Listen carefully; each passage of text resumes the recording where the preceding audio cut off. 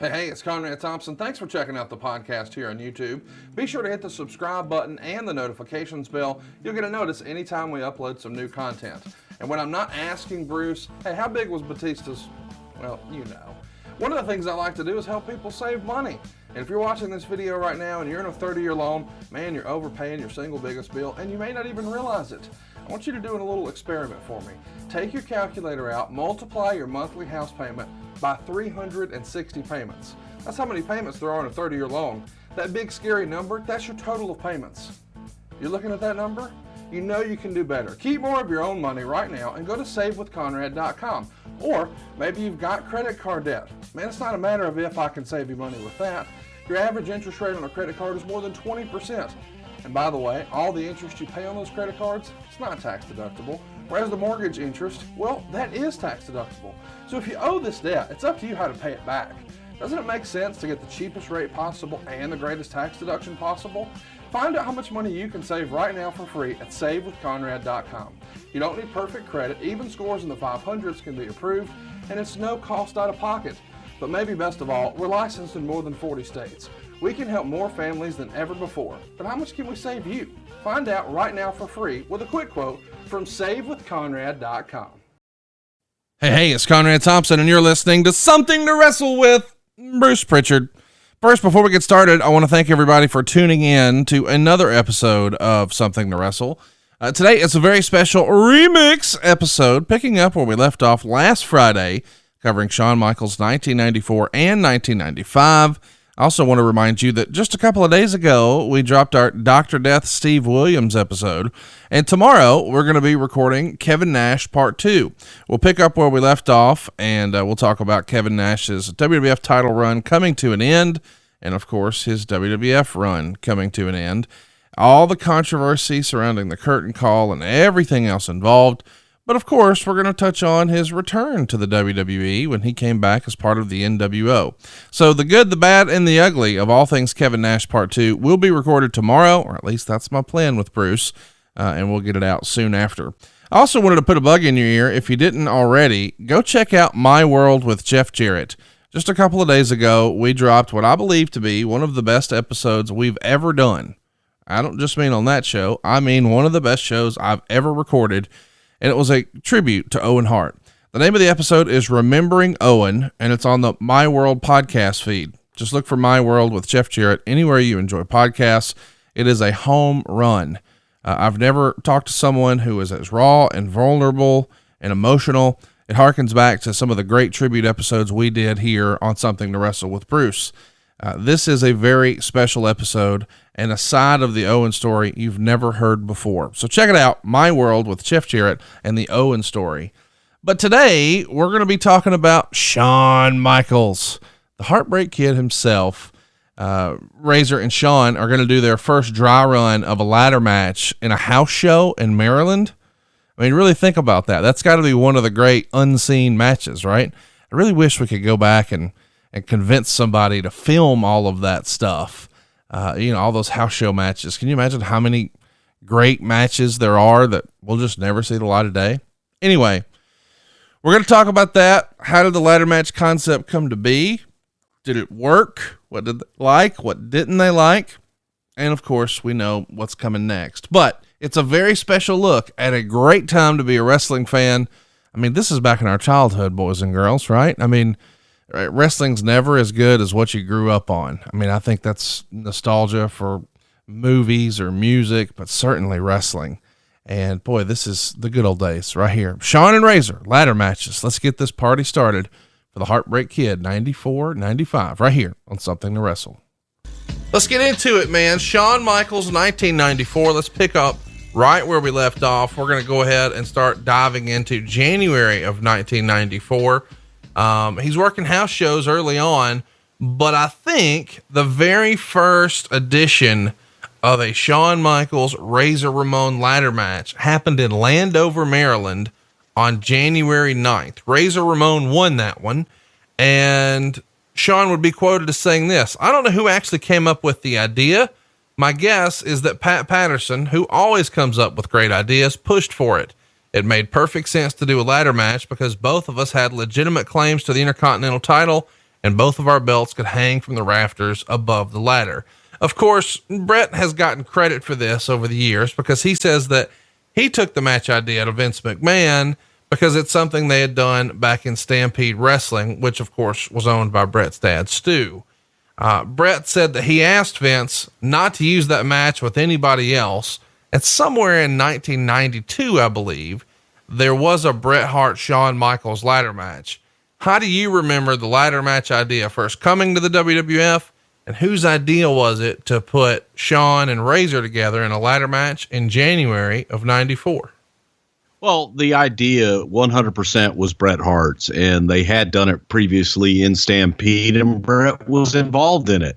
So Bret had brought the ladder match, and he had brought it to us before about doing a ladder match, but there never really was something that, a match that fit the ladder concept. So when Shawn came back with the Intercontinental Championship that he never lost, Razor had a belt, Shawn had a belt. Now, all of a sudden, you have a prize that you can hang above the ring, and it made sense for the ladder match. So Pat says, why not? Why not try it? And you have a logical reason to do it. Make Shawn and Razor the first ladder match for the WWF at the time. So it was Pat who came up with the idea, and Pat and I both talking about how do we get there. Vince wasn't sold on the ladder match, so we did the ladder match in a house show to see how it would work, and hence Baltimore. January 14th, 15th, and 16th, Razor beat Shawn in ladder matches, 3 consecutive days of ladder matches. That had to be brutal, did it not? It wasn't brutal for me. I wasn't in them, but I imagine it was brutal for the talent. It was a feeling out process. It was to see if they were going to be comfortable with the match and what kind of a match that they could come up with, because we were planning on taking this thing all the way to WrestleMania. So it was to do something different at WrestleMania that hadn't been done before and let these guys kind of get their feet wet with the gimmick match. They were careful not to do it at Madison Square Garden on January 17th. There we would see a Royal Rumble match that was won by Owen Hart. Of course, Shawn was in that one. But a few days later, they're in Torrington, Connecticut, and they do the ladder match again with Razor beating Shawn. So at this point, we're only 20 days into the month or into the year even. And we've already got 5 ladder matches under our belt. And that takes us to the Royal Rumble 1994. It goes down on January 22nd from Providence, Rhode Island. And during the Razor Ramon IRS Intercontinental title match, Shawn does a run in and hits Razor with the belt, and Razor would somehow overcome that and then win the match. Of course, we know Shawn was in that Rumble as well. He came in at number 18 and was a part of Mabel's elimination. And then he and Bret eliminated Thurman Plug, the future Hardcore Holly. He also eliminated Marty, and then he himself was eliminated by Lex Luger. Of course, we know Lex would go on to be a co-winner of that Royal Rumble match with Bret Hart. Shawn said of the match, "I pulled a Kurt Hennig special. I remember watching him in the Rumble one year, and he was bouncing around all over the place. He was almost knocked out 1 million times, but somehow saved himself at the very last minute. He didn't win the Rumble, but he got over like $1 million because the camera was always on him. And I thought, that's what I'm going to do. And the spotlight stayed on me and helped me get over." Do you think that this is an intentional and smart strategy? I mean, he's going out there saying, "Hey, I'm going to steal the show. I know I'm not slated to win the thing, but when this is over, people are going to be talking about my performance."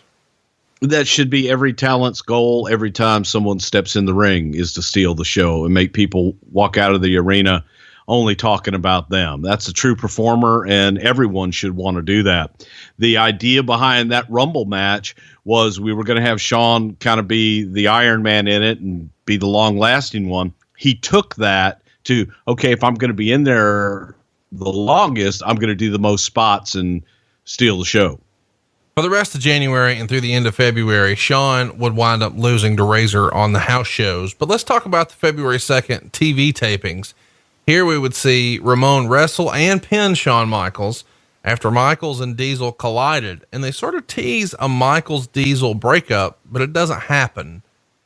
Is this something that you guys were sort of flirting with the idea, or was it just a one-off? No, it was just a one-off, and it was really kind of to gauge where they were at that point. And during this time, we weren't ready for Diesel to go out on his own yet. There was, the working aspects of Diesel hadn't really been proven yet. So we still were looking to protect him. This seems like as good of a time as any to talk about the Kliq, because all three were involved in this match we just mentioned. How frequently were the guys sort of giving ideas to Vince or creative? I mean, what was their position like in the company? What was the rap on them?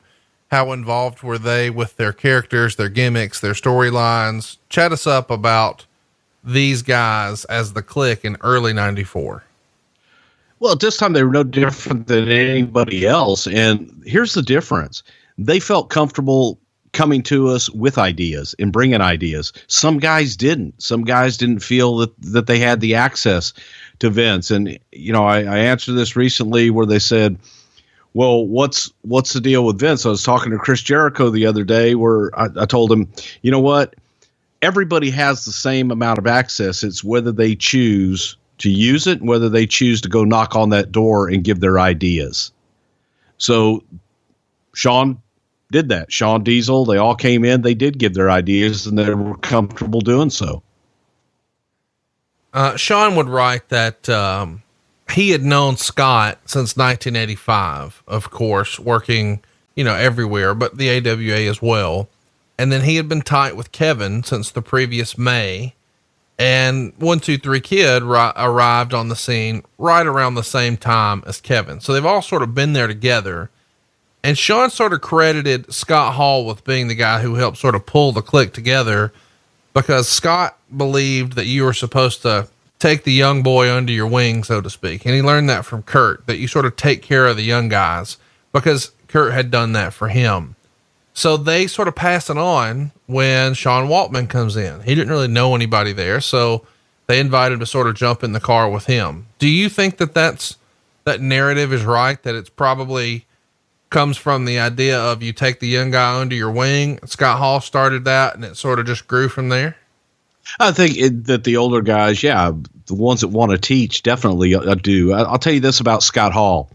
My brother Tom, who had worked for several years, when Tom first went to Germany for Otto Vons, Scott Hall was there, is big cowboy Scott Hall. And Tom had to work with this guy by the name of Steve Wright, who was this old, salty, tough old Brit. And Steve would take advantage. It was funny, whenever you go to Japan or you go over to Europe, the veterans over there would always try the Americans and felt they were soft, so they'd see how tough they are and what they could do. And they do rounds, and in between rounds, you come back to the corner. And Scott Hall, I remember Tom telling me, Scott Hall telling him, he goes, hey man, he's hitting you. You got to hit him back, or else they're just going to do it to you every night. Go out there and fight. If you got to fight him, but at least they'll respect you. And Tom went out and fought. And then the rest of the tour was simple, but that was from Scott Hall, kind of looking out for the other guys on the tour. In this case, he was looking out for Tom, but I can see that. And that's the way that Scott looked at the business. And he always, wanted to give back. Shawn also credits Razor with giving him the idea to start using the super kick as a finisher. Allegedly, Scott Hall said, hey man, that super kick's the best move you've got. Do you remember that being the case? I don't know if Razor said that to Shawn. I have no idea. I'll tell you where the super kick for a finish came from on our end was Chris Adams used the super kick and was one of the first people to use the super kick to any big magnitude. And Shawn threw a better super kick than Chris Adams did, I thought. And I thought, damn, why not use the super kick? Because it was so good. He was using it for a spot that should be the finish. And I remember us talking about it. When I say us, me, Pat, and Vince, thinking that if you're going to do the super kick, make it your finish. Let's talk about February 24th and February 25th. Every now and again in my research, I'll stumble across a house show result and think to myself, why was this never on TV or a pay-per-view? And this is one of them. On these dates, we had Bret the Hitman Hart and the 1-2-3 Kid teaming up to take on Owen Hart and Shawn Michaels. Can you fucking believe the amount of wrestling talent in that ring? That should have been on a pay-per-view. Well, the reason it's not on a pay-per-view is because we had far fewer pay-per-views at that time. And we tried to present something different to the house shows and what we were doing on television and pay-per-views. So yeah, I'm sure it was an excellent match. Every now and again, I give a compliment, and I'm not asking you to defend anything. I was just saying. Well, no, I'm just saying, I'm sure it was an excellent match. Look at the talent. Let's get to WrestleMania 10. I'm sure we're going to talk about this long form sometime, probably next year. But we'll touch on, while we're here, Shawn Michaels in 94 cannot be discussed without talking about March 20th, 1994 at Madison Square Garden. Dave Meltzer was raving about this match. We're going to read you part of what he says here. Shawn Michaels put on one of the greatest individual performances in the history of the business at WrestleMania 10 on March 20th in New York's Madison Square Garden to highlight what the consensus is the best pay-per-view show in WWF history. Michaels, in one of his last shows with the company before going on what is a planned to be several month-long sabbatical, put on a performance that left just about everyone in wrestling in awe in his ladder match loss to Razor Ramon. The match, probably the best match ever on a WWF pay-per-view, somehow overshadowed one of the greatest matches in WWF history between Bret and Owen Hart that opened the show, and a WWF title change with Bret's later regaining of the WWF title from Yokozuna in an average match on the evening's finale. The Hart match with Owen scoring the surprise clean win to elevate him into the upper echelon appeared when it was over to be a strong match of the year candidate. And it was a tad better than the legendary Steamboat Savage WrestleMania 3 match, which has largely been considered the greatest match in WWF history because of the stronger finish and every bit as good work overall. Of course, Razor gets the win here. 18 minutes, 47 seconds. Pretty incredible match. Words can't really describe exactly how awesome this is. Meltzer would write, "If you haven't seen this match, make sure you do it, as it will be remembered for many years. Watch how ladder matches now become the hottest gimmick on the indie scene. 5 stars. We've sort of made fun of the star rating, or you have, here on the show for a long time, but let's just pretend for a minute that star ratings were legitimate and something that you could co-sign. This has to be 5 stars, does it not?" No, I'd give it 10. Well, it was that good. There was nothing else to compare it to. And oh my God, go ahead, do a date stamp. Bruce agrees with Meltzer. Everything that he said. The match was phenomenal. It told a wonderful story. It had a climatic finish and was something that that was the standard. They set a bar that was almost impossible to top with that one match. It's really something that if you're a younger fan, or maybe you're an older fan, you never saw it or you haven't seen it in a long time, you really should go out of your way to watch it again. I saw it again this week, and I wasn't a wrestling fan. I wasn't watching when this happened. I had taken time away from wrestling, but when I got back in, I heard enough people talking about this. I went and found the VHS, popped it in, and I still remember where I sat when I watched it because it made such an impression. Like, what the fuck is this? Just an outstanding match. And I want to hear, sort of your take. I know you weren't there for WrestleMania 3, but Dave has a little bit of a hot take here saying that he thinks this match is actually better than Savage Steamboat at WrestleMania 3. Would you agree with that? I would. You add the element of danger with the ladder and climbing for the championships. Not taking anything away from Savage and Steamboat, but if you made me pick one, I would pick the ladder match because I thought it was just a little more logical, I guess you could say. Both excellent matches in their own right.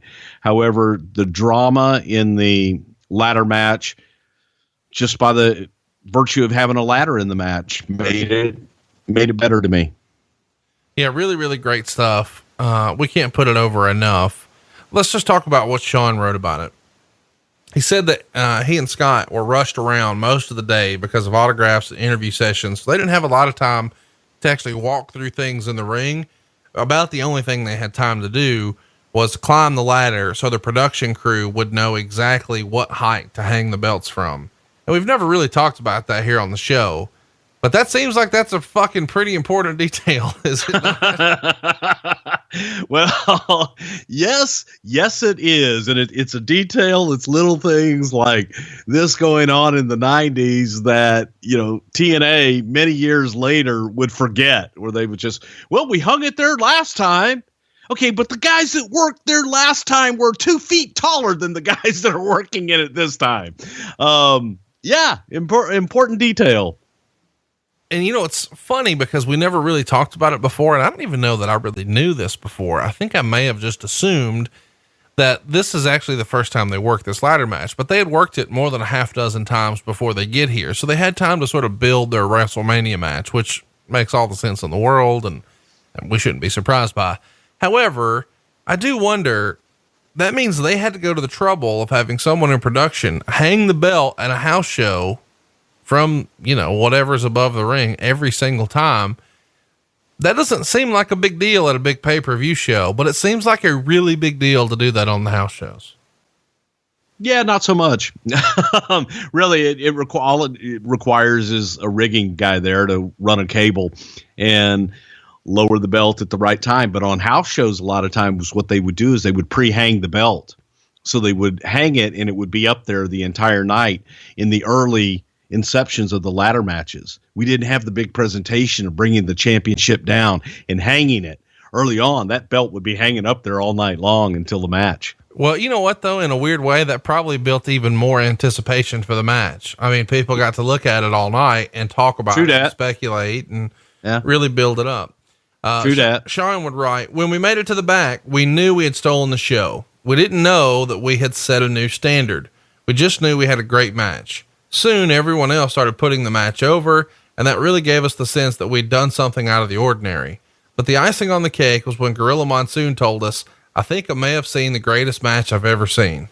Gorilla Monsoon, of all people. He'd been with the company since its inception in 1960. He wrestled for over 20 years and then went on to become a great announcer and front office person. He garnered more respect than just about anyone else in the history of the business, and he was very old school. He appreciated ring psychology and wasn't into gimmicks like ladders. It was his compliment of compliments because he didn't give out many. My mentors had always told me it didn't matter if you won or lost, only that you put on a great match. I'm sure they were proud of their student. I lost the match, but I think I just made my career. People began to look at me in a different light. So you were there that night, Bruce, when these guys come back through the curtain. What's the reaction? Awe. Just absolute awe of the match. There's another side to it. I'll give you my reaction because I was pissed. I was livid. They had gone so heavy on time and trying to time the show. We had another match that was supposed to take place. It was a 10-man tag team match that we had to cut from the show because this match had gone so long. But I couldn't even be pissed off at that because the match was so friggin' good. So what would you rather have had? Would you rather have had a 10-man match, got everybody on the WrestleMania card, or would you rather have had that match, that ladder match that just stole the show and blew everything else on the card away? Did Vince's feelings on Shawn change that night? I think somewhat they did. I think that there was a new appreciation and respect for Shawn after that, because Shawn, in my opinion, I think Shawn was the leader in the match, and Shawn was the one that really put it all together and make it sing. Takes two to tango, and he had a great dancing partner in Razor Ramon. But again, you just can't say enough great things about that match and the whole execution of it, and making what we now, kind of look at almost commonplace with is a ladder match. A friend of ours, Mr. Ric Flair, has often joked that at WrestleMania 10, Shawn Michaels wrestled a ladder. He says that tongue in cheek, but how many other guys were sort of insinuating that Shawn was the breakout star here and Shawn was putting on a show and Razor was just sort of there? Well, Shawn was the breakout star here, but Razor definitely pulled his weight in this match, and he was a great dancing partner. But yeah, Shawn definitely stole the show, and Shawn was the one everybody was talking about at the end of the night. It's sort of fun to talk about how Bret, Shawn, and Owen's careers sort of run at the same time here, where you've got a night where you're really making Bret, and in the process you make Owen, but you also make Shawn Michaels. If Shawn and Razor had not been on this card and had not had this ladder match, would we still be talking about Owen and Bret much like we do the vein of Savage Steamboat WrestleMania 3? Absolutely. And to me, it was also the same night Owen Hart's breakout performance as well. Yeah, I mean, Owen delivered that night and let everybody know that he was the best worker in the Hart family that night. Owen has to be a little disappointed knowing that this is going to be really his sort of breakout night, but all anybody's really talking about is Shawn Michaels. I don't know if that's all anybody was talking about. It was both great, but without a doubt, the ladder match stole that show. All right, timeout. It's really hard to get Dave Meltzer and Bruce Prichard to agree on pretty much anything, but everybody loves this ladder match at WrestleMania 10, don't they? And I think everybody usually compares it with Savage Steamboat at WrestleMania 3. I know, sort of at the height of my fandom in the late 90s, that's what everybody talked about. Those are the two greatest WrestleMania matches ever. I think it's probably Austin Hart at 13 for me. But I know some of you would probably disagree with that and say it's Shawn and Taker at 25. What do you think is the greatest WWE WrestleMania match ever? Bruce and Dave seem to agree here, but they both give the lion's share of the credit to Shawn Michaels. And I think Ric Flair is pretty famous saying, what was it? Shawn Michaels had a match with a ladder. Well, it's not exactly fair to Scott. Either way, though, Shawn was going to have a great match no matter who you put him in there with, and this was just right time, right place, and you got to wonder how Bret felt about that. Or even what he could have done, Bret and Shawn here at a WrestleMania in a ladder match, or Bret and Owen, or Shawn and Owen. I mean, there's a lot of different sort of what ifs that I wish we could have gotten at WrestleMania. Whatever, let's get back to it. It's the remix of Shawn Michaels 94-95. Dave mentioned here that Shawn was going to be taking a sabbatical after Mania. Do you remember what was going on with that? Shawn was having some issues, personal issues with his wife. And I think he wanted some time off to go and spend time with her at home and not be on the road. So let's talk a little bit more about Shawn. Come April, he's in Israel and he's tagging with Owen again to take on Bret and Razor. And on the April 13th edition of Superstars, that actually airs on the 30th, Diesel would appear with Shawn Michaels at ringside, and he defeats Razor Ramon to win the Intercontinental title. Chat me up about how this comes to be, where you guys sort of transition from one Kliq member to another. It's Shawn and it's Razor, and now it's Diesel and it's Razor, but Shawn's still there.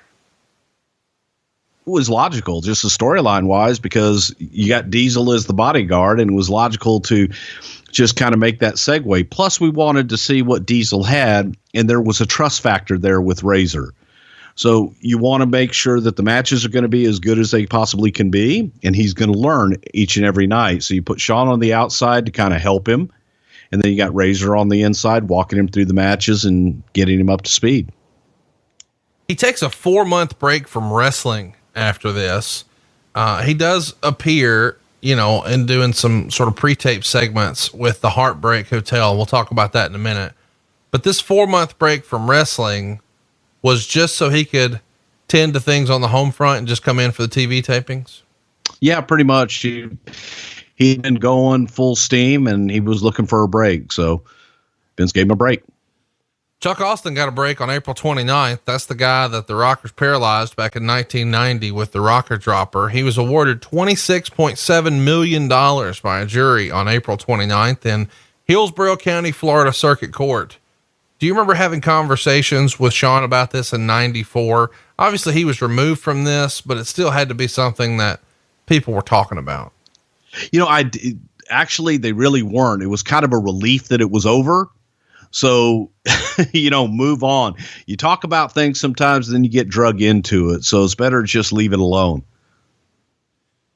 Shawn, talking about the Heartbreak Hotel concept, said, I thought I could make a big impact with a brand new interview segment and have thrown out the idea of doing one sometime before WrestleMania 10. I figured it would elevate my status in the public's eyes because if I didn't wrestle all the times I did wrestle would seem more special. And Roddy Piper was the master of this. He was doing Piper's Pit and you almost never saw Roddy wrestle on TV. He only wrestled on major occasions. And that's exactly what I wanted to do. The ladder match had changed a lot of people's perspective of me. And now I was trying to become a star and a special commodity. It was my idea to call the segment the Heartbreak Hotel. I was a big Elvis fan and I was, after all, the Heartbreak Kid. It was the perfect name. Kevin and I were quick on the stick and I knew we could do a good job, which we did. We really enjoyed doing it as well. We didn't script things, so we were able to just use our wits to sort of stir things up. What are your memories on how this came together? They aired on Superstars. If you've never seen them, there was like a big heart-shaped chair. And I think one of the toy companies recently announced that they're going to do a throwback Shawn Michaels with this set sometime in the future. Well, I need to correct some things there because the Heartbreak Hotel in the interview segment was my idea. We were bringing Shawn in for TV. Shawn wasn't going to be working. And the Piper analogy is right on the money. You stick with what you know. It's what I did with Brother Love. It's what Piper did. It's what Jake did and Paul Bear and what have you. We had Shawn there, wanted to utilize him and utilize his star power. Shawn wasn't the biggest guy in the world, so he would be great for an interview segment because everybody else would be bigger. Also, it was a way to keep Diesel in the forefront by having Diesel standing back there and being that ever-present bodyguard. So I had pitched the idea, and we talked to Shawn. We had the whole heart-shaped bed and what have you as part of the set and everything, and we collaborated on the idea of what it's going to be called, and it was natural to do the Heartbreak Hotel. As Shawn said, a big Elvis fan, but it also was the Heartbreak Kid, and keeping with his gimmick and keeping with that whole theme, it all made sense. But it was an idea to keep Shawn on TV during that time and keep him a part of the mix and be able to stir shit up. So that was something that I had come up with. So I talked to him about it.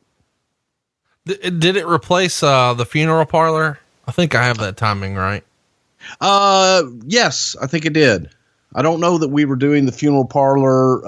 At that time, we had gone back to interviews, the interview segment with Gene Okerlund, and we were doing a lot of different things and bringing different people in doing interview segments. And it just, to me, I always look forward to that Piper's Pit portion of the show because I wanted to see Roddy, and you always knew something was going to happen. Later on, it was the same thing with the Brother Love show and the same thing with the funeral parlor. And the interview segments just didn't get it for me. And this gave us a perfect opportunity to do this with Shawn. Let's talk about May 7th. The WWF does a show in Japan at the Yokohama Arena. And Meltzer says that Shawn no-showed the event and was instead replaced by Rick Martel. Do you remember that? I don't know that Shawn was ever advertised for the event or if he may have been advertised early on, but you don't just no-show a Japanese tour. He was home and he had his issues that he was taking care of, his personal issues at home. So he may have been advertised early on as being there, but I don't think that he was ever really slated to go. You know, we're going to need to talk about this, man. I mean, how crazy of a chick was this if we're 4 months in here? Well, this was just kind of the start of it. It was a bad time for him. It was a rough time.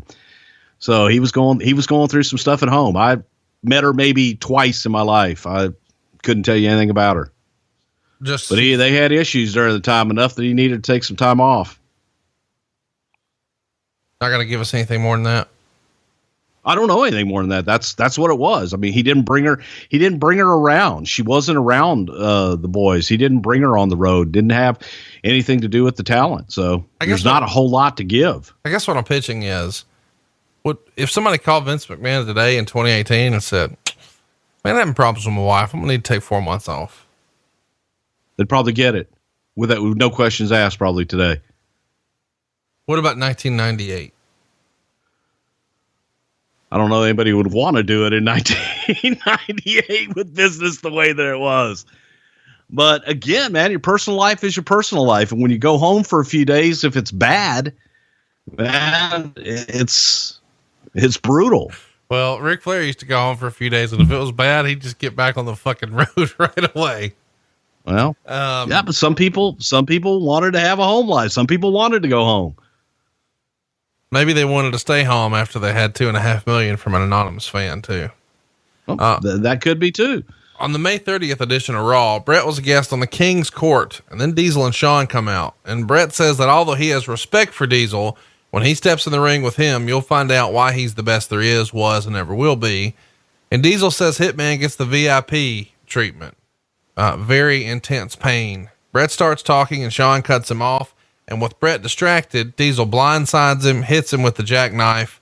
And then Diesel, Shawn, and the King start putting the boots to Bret until the referees and official run out and stop him. And this is done to sort of set up Diesel and Bret's upcoming world title match at King of the Ring.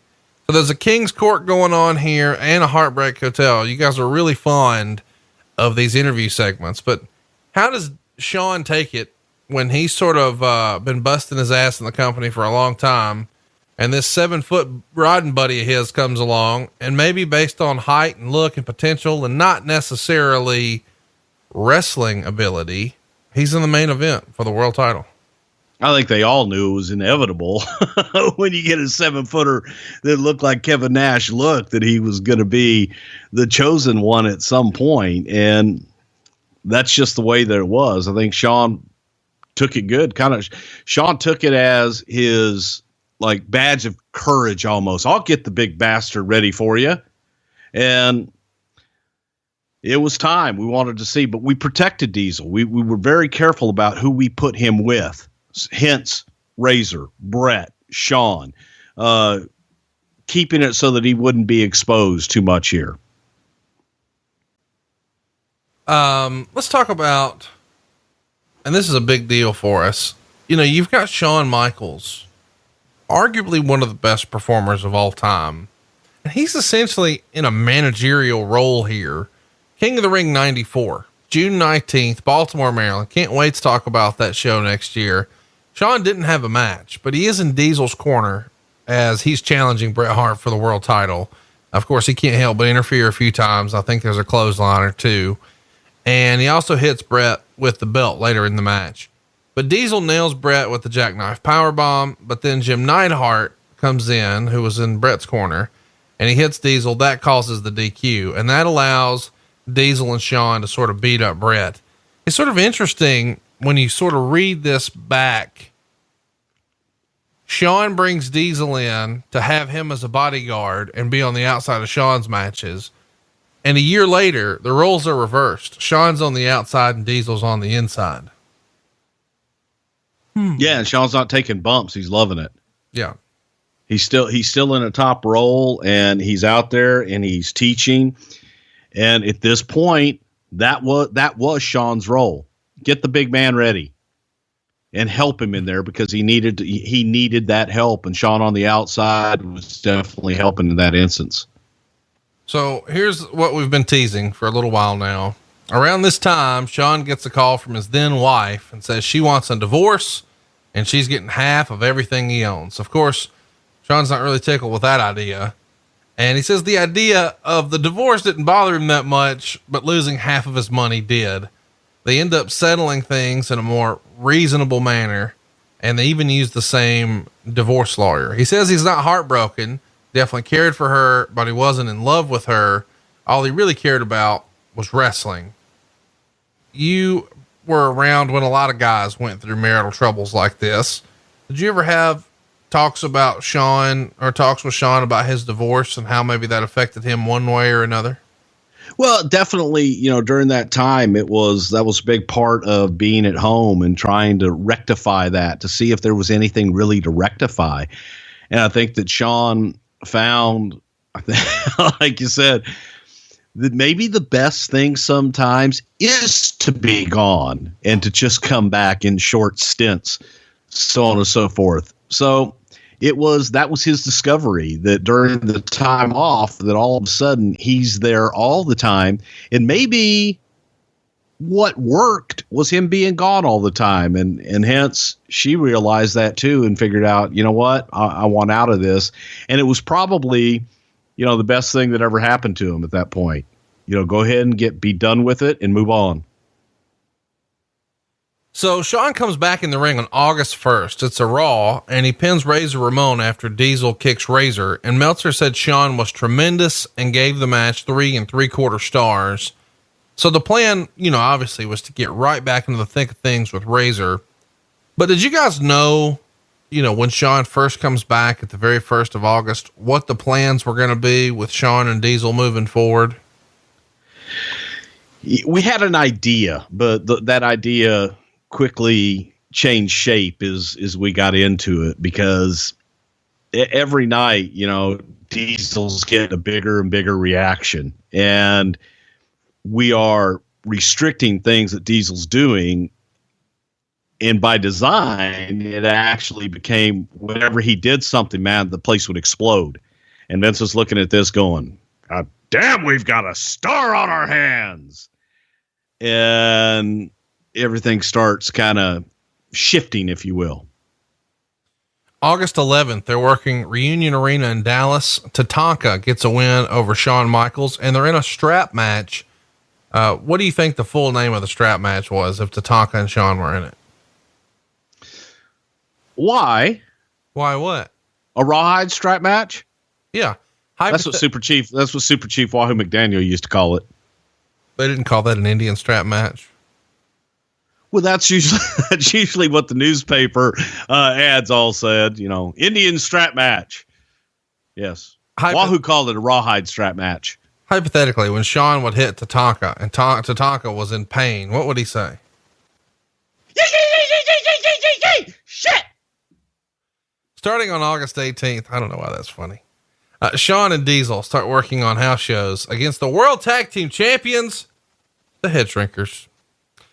From the 18th to the 25th, they work all the house shows with Shawn and Diesel getting the win by DQ.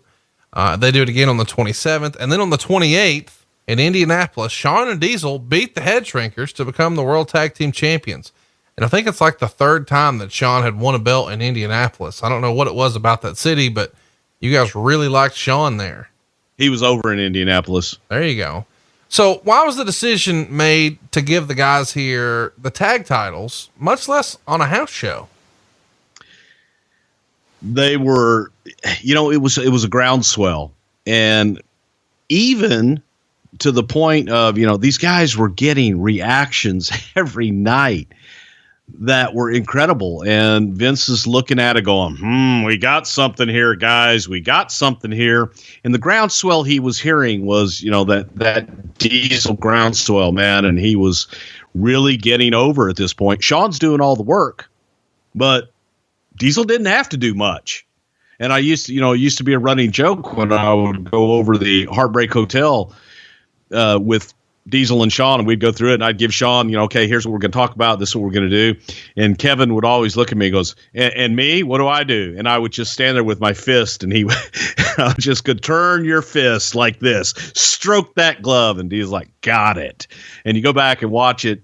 That's all Diesel did in the background for that. So it became a running joke with us as to, hey, Kevin, you got your line? You got your bit? Yep, got it. All good. But, they were just, it was groundswell. Let's capitalize on it and do something different. Who's going to beat them as a team? It was an interesting team. All right. Now we're starting to talk about Diesel, and you just heard Bruce talking about Shawn Michaels and Diesel winning the tag titles. Can you think of a better quote unquote heater than Diesel? I mean, no disrespect to Big Bubba, but using Diesel here in this heater role to win the world championship before his man, Shawn Michaels, it's sort of unprecedented. I mean, is it not? I mean, can you imagine if, the bodyguard just sort of achieves the goal before the guy in any other scenario? It's kind of hard to imagine. And I think people forget just how on fire the fans were for Diesel as a character. I mean, all he had to do is grab his glove and look cool, and that was enough, big old jacked up dude. And Either way, it is interesting to think, these fun what ifs that we talk about on the podcast. What if Shawn never had Diesel? Would his career have looked differently? I mean, obviously, if Diesel never comes into the territory and Shawn doesn't campaign for him, then he doesn't become world champ, instead. Would Shawn have been champ faster? And would it have worked as well? I mean, I'm glad it worked out the way it did, but it is sort of fun to reverse engineer it. All right, let's get back to it. It's the remix. Shawn Michaels, 94-95. Do you have a head shrinkers impression you could do for us? No, but I'll tell you a great story about the head shrinkers. We were in Paris and they had a chocolate train set in the lobby of the hotel when you walk in. It was an elaborate city and a train, and it was on a track, and it actually worked. But it was every bit of it 100% made out of chocolate. And it was probably, I don't know, maybe 15 feet long, maybe 10 feet wide. Big, huge, beautiful display. We were doing an interview for a local Paris news show with the head shrinkers in the restaurant. And they had this elaborate setup of salmon and shellfish and oysters and mussels and roast beef and hams. Incredible buffet. And I told the head shrinkers, I said, stay in character. Don't break character. And Alpha's like, got it. And they went into the restaurant. As soon as we were live, too, as soon as we started with the interviews, the head shrinkers went over to the buffet and they were taking just everything and eating it and eating whole mussels and whole clams. And they took the big, humongous pieces of salmon, which were like whole fish cut in half, and just eating them and spitting it all over the place. Started chewing on glass. They were eating the glasses before we could even get out of the restaurant. We finished up the interview, and before we're even getting out of the restaurant, I'm apologizing and trying to figure out how much this one's going to cost us. They had people in the front lobby moving that big display of the chocolate train set and everything, getting it the fuck out of there. And Pat Patterson and I had told him when we first checked in, you might want to move this until we're gone. And they finally did. That was my head shrinker story. They were the real deal, man. So the day after Shawn and Diesel win the tag titles, it's SummerSlam 94. And we see Razor Ramon with the legendary Chicago Bears running back, Walter Payton, in his corner. And he beats Diesel with Shawn in his corner for the Intercontinental title after Shawn goes for a super kick, but misses Razor and womp, womp, womp, hits Diesel. Payton then tackles Shawn as Razor pins Diesel. And after the match, we get this tease again about a potential Shawn and Diesel breakup. How did Walter Payton get involved? What did the Kliq think of him? What can you tell us about Walter Payton at SummerSlam 94 with the boys? Sweetness. He was great. He was absolutely fabulous. Walter Payton, a legend in Chicago. We were running the United Center for the first time. We wanted to have a local Chicago celebrity, and there was no one bigger, especially at that time, than Walter Payton. He was an icon. Working with Walter, the first time that Walter was even around the boys and around all this stuff for the match was that day. So Pat Patterson lays out the match and he doesn't know. He's like, why did they call him? They call him the Sweetness. I don't know why why do they call him the Sweetness? He's a football player. What? I'm like, it's just a nickname, Pat. It's anyway. So Pat is laying out the match. It's very detailed, but he doesn't know how much he can get Walter involved. And he's thinking, okay, I got a lot of guys out there. I got a lot of traffic to direct.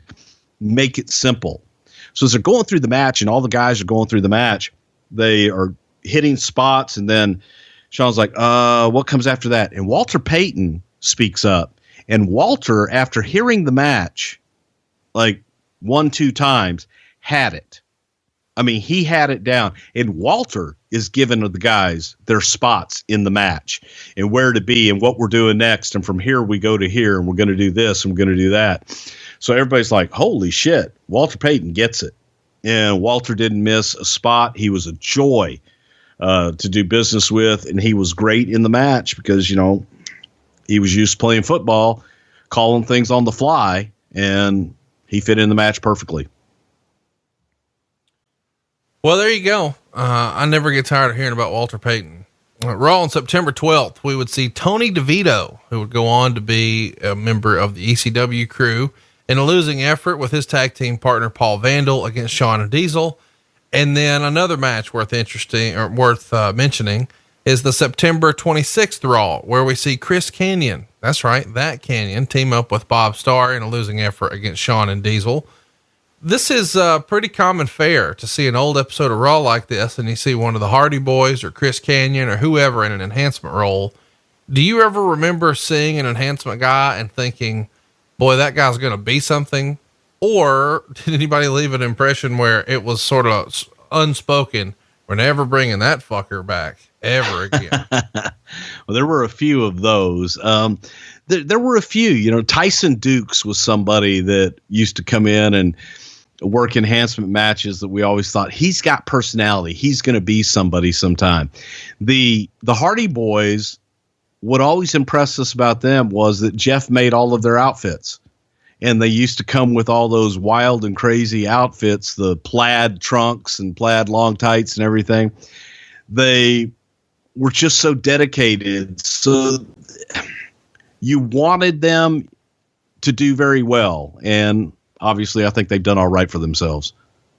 No doubt about it. I want to ask you about this match here that Shawn wrote about. It was the September 28th White Plains shot for the World Tag Team titles. We got Shawn and Diesel defending against Razor Ramon and the Kid. So it's all four friends in the exact same match at the same time. You know, I'm sure Shawn was, you know, putting this one over. He wrote, "It was so fun and relaxing to be working with friends. I didn't have to worry about anything. There were no trust issues. We all just went out and had a good time. It may have been the most enjoyable match I've ever had." Was there ever any consideration, since these guys all enjoyed working with each other so much, as to putting that tag team on TV? It was probably too good for TV. And that's how we looked at it at that point, because you didn't have marquee matches all the time like they do now. So looking at that, that would be something, if we were going to do it, that you would save for rating sweeps or something big that you want to, you're going to do a number on, and you want to have a good number and have a really great match. You'd save it for that, but it wasn't something you would just put on Raw. All right. Going into late September and October, Shawn and Diesel continue to work with the Head Shrinkers. This time it's a different set of Head Shrinkers. It's Fatu and the Barbarian.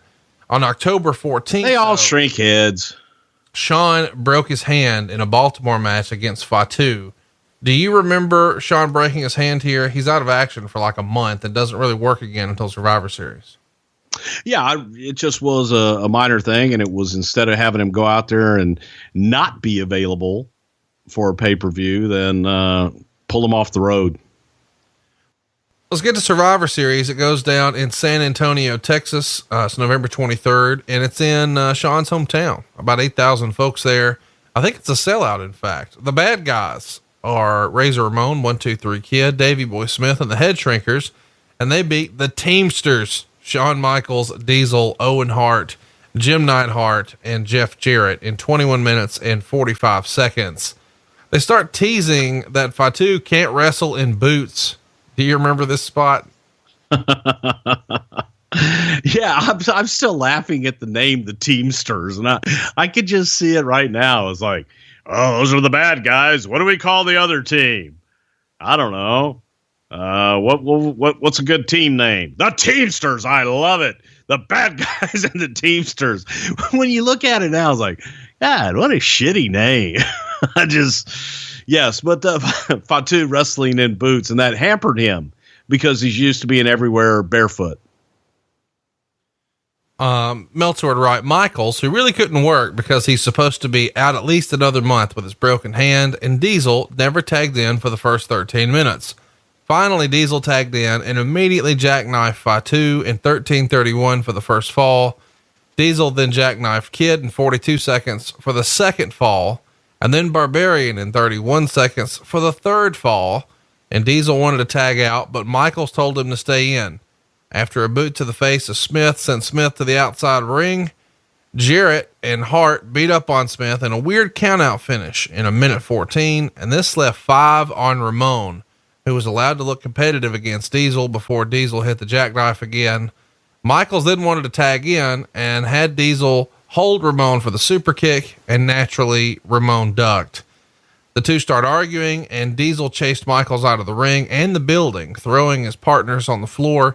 And at 5 minutes and 47 seconds, it was ruled a 5-way countout, leaving Razor Ramon as the sole survivor. After the match, Shawn threw the tag belt on the ground and drove off, making it clear he would have nothing to do with Diesel again. It was a good angle. Wrestling was below par. Finish with the 5-way countout was horrible. 1.5 stars. So there's Dave's take. What'd you think of this finish and the way this match was booked at Survivor Series 1994? The only thing that we wanted to get out of this match was the Shawn Diesel split. So here's the deal. You know, I've been talking about what are we doing with Diesel? What are we doing with Shawn? All this leading up to this. I'm talking about this groundswell of reaction they're getting. Well, it's a babyface reaction, and Shawn Michaels is out there stealing the show every night, and the audience just loves him. Well, all Vince is hearing are the pops for Diesel. That's all he's hearing. They love Diesel. They love Diesel. Pat and I are looking at it going, you know what? They love the package. And Shawn is a spitfire, you know, a fiery babyface. They love him. They respect him. They admire his work. It got to the point where Vince told Pat and I, do not ever, and Vince didn't use the word ever, do not ever bring up turning Shawn Michaels babyface again. The little bastard's a heel and will never be a babyface. You didn't always get that side of Vince. He would usually try things on, even when we would kind of be dogmatic. And I guess we just had pitched it so much, too much, that he never wanted to hear the suggestion of Shawn Michaels being a babyface ever again. So we gave it up. And at this point in time, Vince has tunnel vision. It's Diesel. Diesel's the star. Diesel's the babyface. Diesel's my guy. We got to make a change. Diesel's the guy. And we had to split them up in order to make it work. And Vince felt that with Shawn being the antagonistic heel, that would make Diesel the bigger babyface. So that's why the split. Here's where we're going, boys and girls. 3 days after this at Madison Square Garden, Diesel beats Bob Backlund to win the world title. And Shawn said of Kevin's win, it was a great moment for Kevin, Scott, Kid, and myself. I was happy for Kevin. Yes, I brought him in, and yes, I've been wrestling longer than he had, but I wasn't jealous or bitter. He was my friend. I find that sort of interesting that he throws in here, because I'm sure he was legitimately happy for his friend, but part of him has to be thinking, hey, that's supposed to be me, right? I think that without a doubt, the performer, has gotta be jealous and be thinking, man, you know, if only that were me. I think I think he's gotta be thinking, I wish that were me. Because he hadn't gotten that yet. And he's sitting there and it's like, that should be me. Yes, that should be me. But at the same time, I think he was genuinely happy for his friend. Well, I mean, it's hard not to be, you know. He said after Kevin won the title, he pulled him in the shower and said, I have to thank you for all of this. When I came here, I told you I saw you being a rising star and I wanted to hook myself to you. I have to thank you for everything. I never thought I could be a World Wrestling Federation champion, and I learned so much from you. And he said the best thing that ever happened to him during his career was standing at ringside and watching Shawn work. And Kevin told him that he learned more from watching him than anything he'd ever done in the business. And then he said something like, we're friends, and that happens very rarely in the business, and that's why nobody likes us. Later that night, Vince McMahon took the boys out to Smith and Walensky for a steak dinner.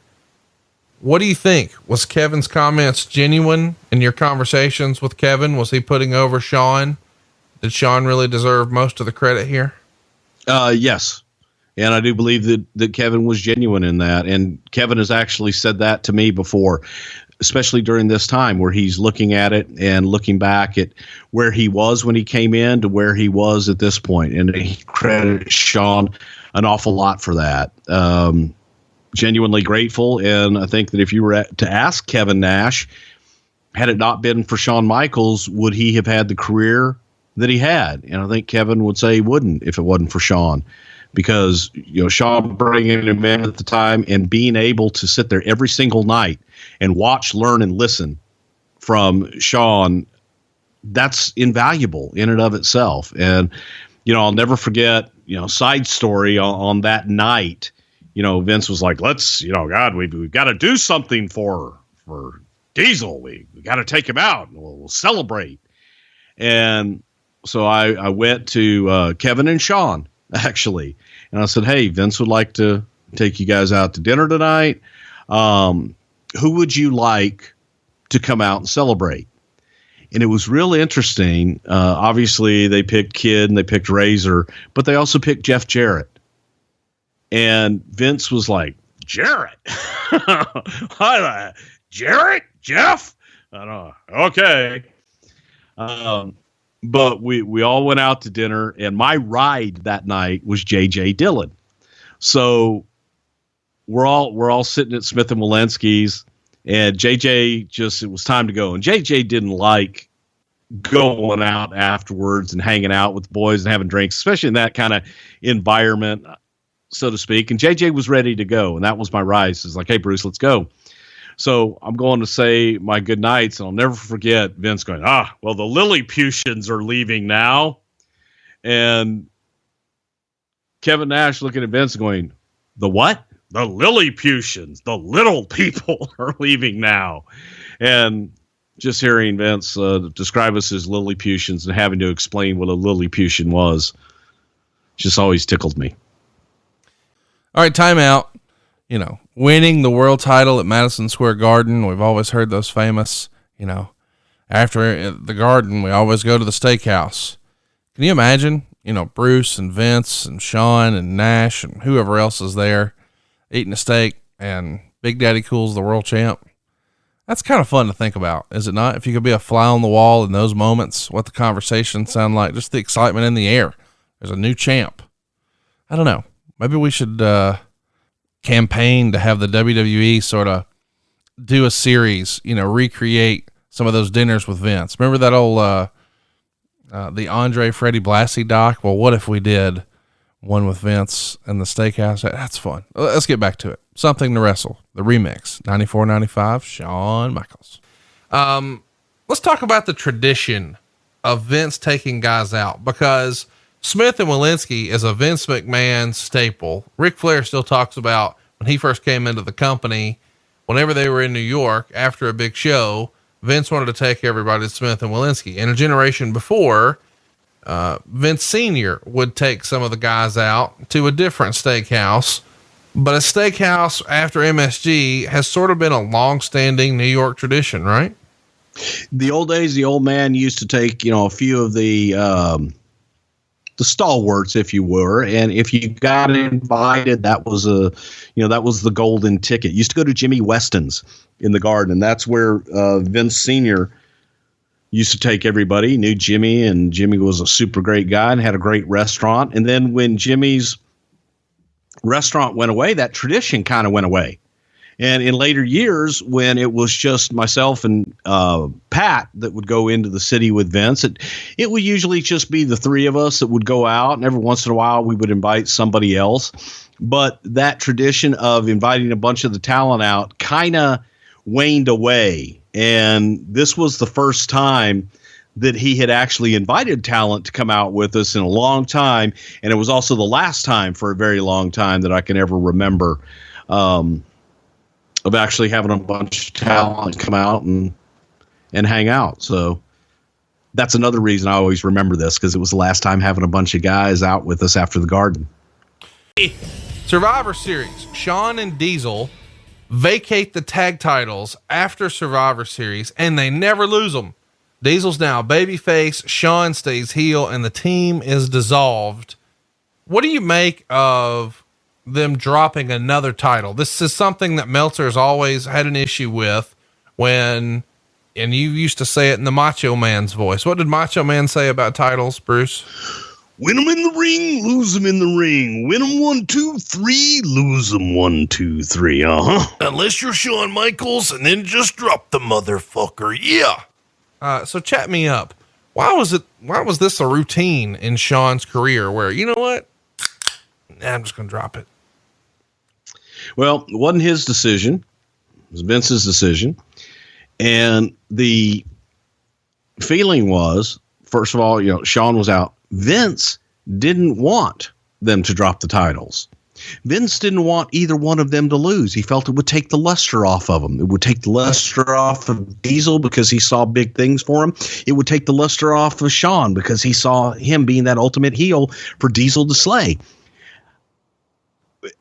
Pat and I were pulling our hair out, going, but we can't just, what do? They just drop the title, vacate the titles. We'll make new champions. Why can't we make a story out of it? Why can't the reason that they lose the titles and let that be the split prior to? Nope. Then they got to lose. Vince didn't want them to lose. Didn't want either one of them to lose. Just vacate. Shawn's not going to be here. Diesel's a champ. He's the World Wrestling Federation champion. He can't be tag team champion too.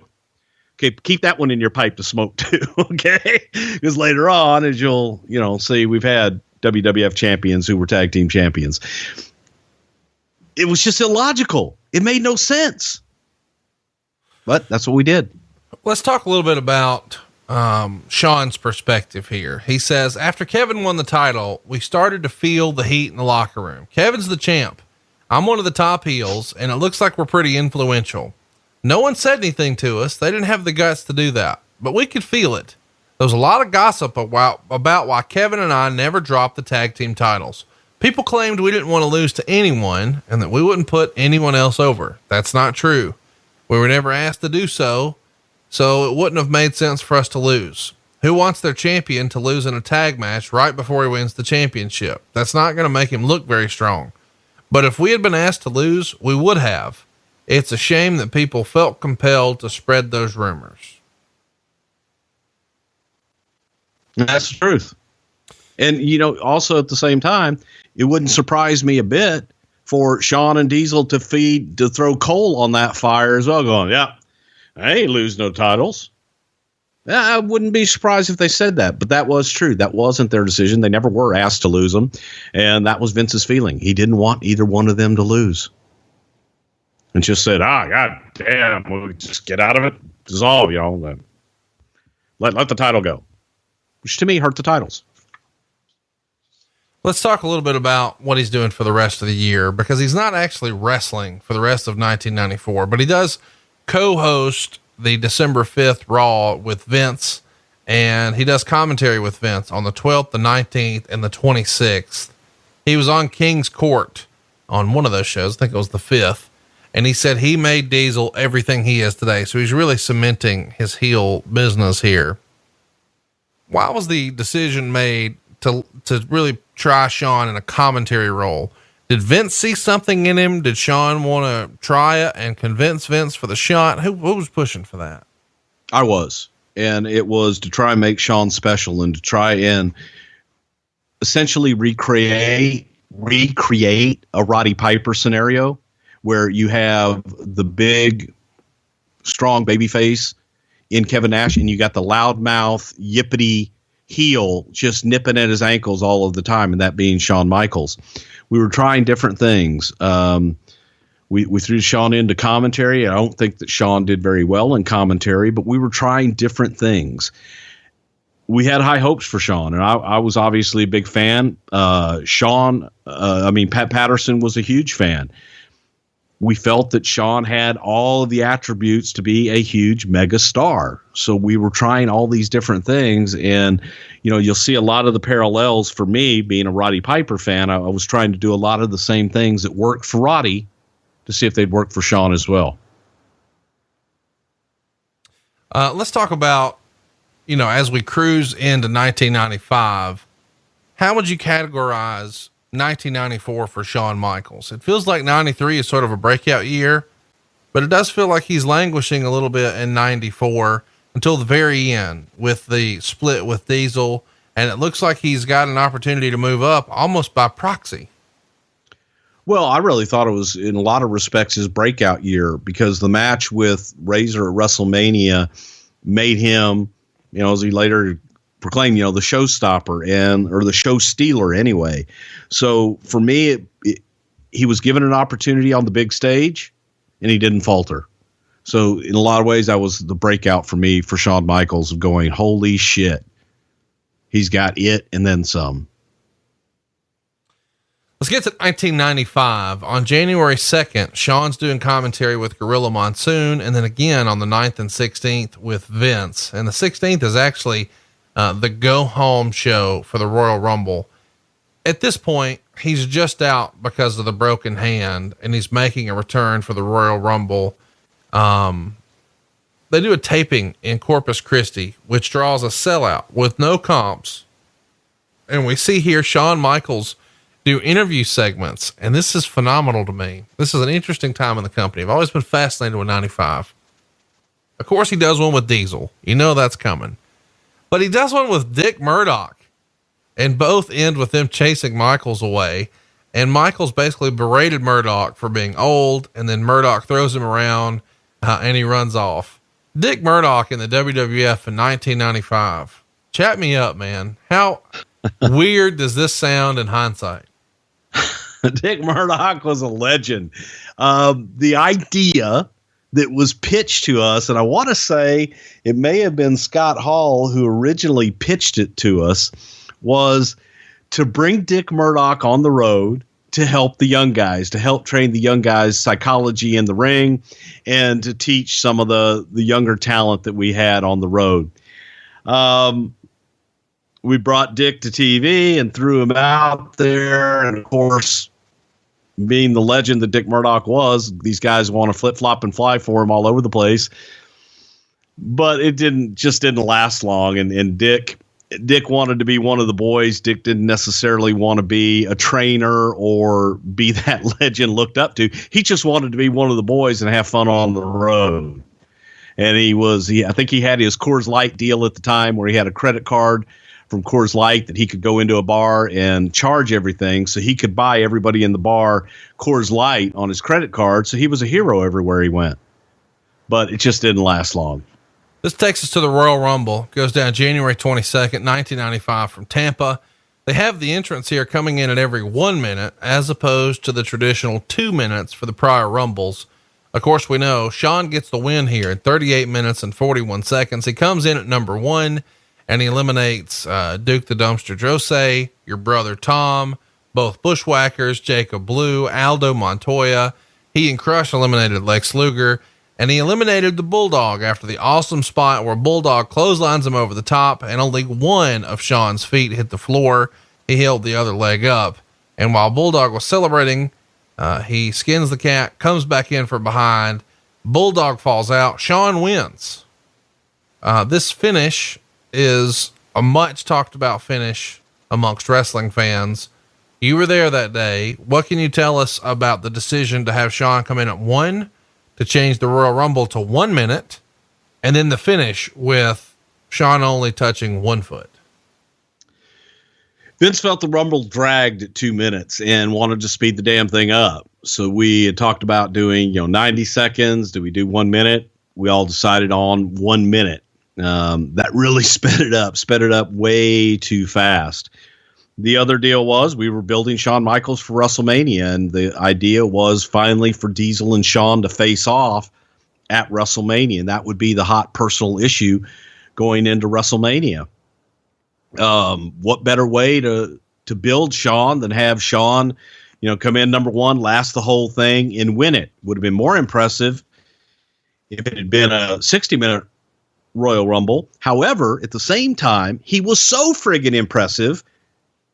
Again, babyface pop, babyface reaction.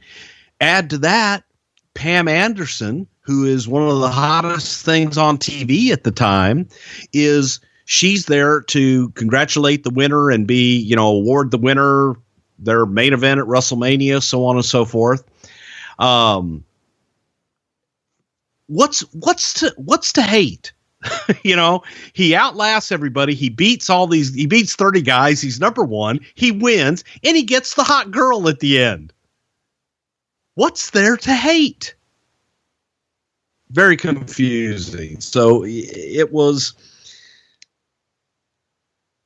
a tough time for us because we had been fighting, but we kind of had given in because we had also been given an ultimatum. Don't bring up Shawn being a babyface ever again. I don't want to hear it. Okay. How does the Pam Anderson deal come together? Pam Anderson deal came together. What's it? Ray Manzarek, I think is his name. Ray Manzarek was her manager. He was also Vanna White's manager. So I had known Ray from all the way back to WrestleMania 4. He was friendly with us. We had always kept in contact with him because he was a top manager out in Hollywood. Ed Cohen, who booked a lot of the talent and booked the celebrities at the time, kept in touch with Ray. Pam was available. We thought, Baywatch was hot. Man, you have Pam Anderson on, it's going to get eyeballs. I'd gone out to Malibu to shoot the Pam Anderson vignettes with all of the guys, and that was a major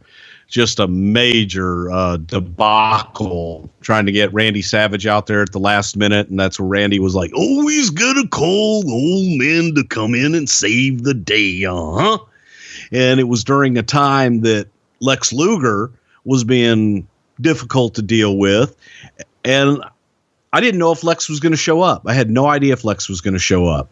In addition to that, when we shot the vignettes with Pam, I don't think Diesel and Shawn had split up yet, and that Vince had made the decision to go with Diesel yet, because we had shot the Pam vignettes, I want to say before Survivor Series at that point, but it was a total pig fuck in Malibu with Luger. Luger shows up at the last minute, and I had him written out of the promos because nobody knew if he was going to show up. And it was just a mess. It was an absolute mess. But the prize was Pam Anderson was a joy to work with. She was absolutely excellent. She was so good that we decided to double down at the Royal Rumble and say, hey, think we could get Pam to walk the winner of the Royal Rumble to the ring for WrestleMania. So we reached out to Ray and says, hey, is Pam available for WrestleMania? She was. We signed her for WrestleMania, and then he threw in, he goes, hey, I also represent Jenny McCarthy. Ray was also dating Jenny McCarthy at the time. And Jenny was going to be the Playmate of the Year or whatever for Playboy. And she was an up-and-comer. And in order to get Pam, we basically had to book Jenny McCarthy as well. So why not? By the way, let me just freestyle the Jenny McCarthy Roll Tide. Oh, good. Hey, and I will say this, Pam Anderson, from the first time I met her in Malibu to Royal Rumble, one of the best celebrities I ever worked with in my life. Jenny McCarthy, every time I've ever worked with Jenny, she was great. And we'll get to from Royal Rumble to WrestleMania here in a minute, I guess. I just got distracted. I just Google image Jenny McCarthy. Beautiful. You told us that maybe some of the relationship had changed with Pam. When you guys first booked her for Royal Rumble, was she dating Tommy Lee then, or had things? No. Okay.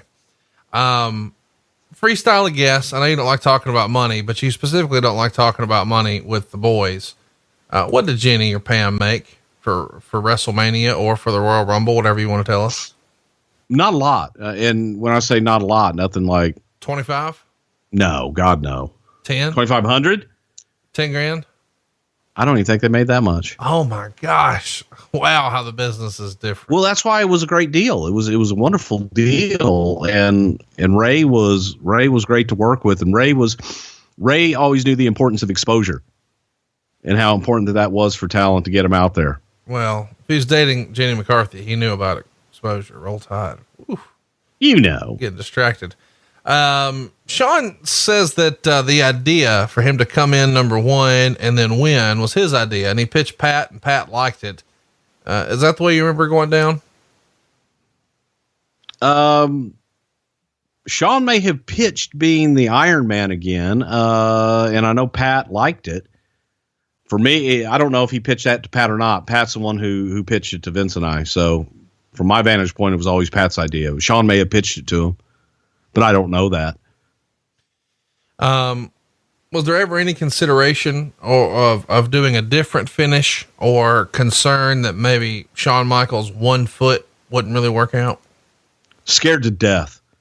Absolutely scared to death. But at the same time, had the confidence in him, and he swore he wouldn't screw it up, and he didn't.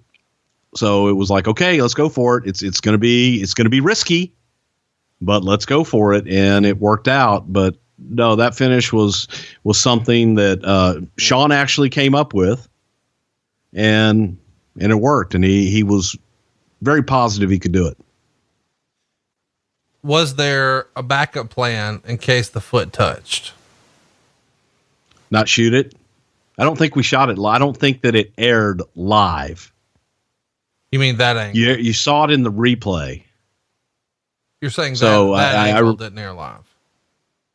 The 1 foot touching, because we were like, okay, make sure that we're on something else live. We can go back to it. Make sure that his foot didn't touch, and we can go back to it. But it was not like, oh my God, if his foot touches, we lied. The referee missed it. The camera missed it. But if he pulls it off, you go back to the replay and you can show it all day long. This whole 1 foot thing that Shawn Michaels did has got a lot of our fans tweeting and Facebooking us constantly. I love our listeners. Why didn't you guys ever book Zach Gowen to win the Royal Rumble? Because using the Shawn Michaels rule, he could never be eliminated.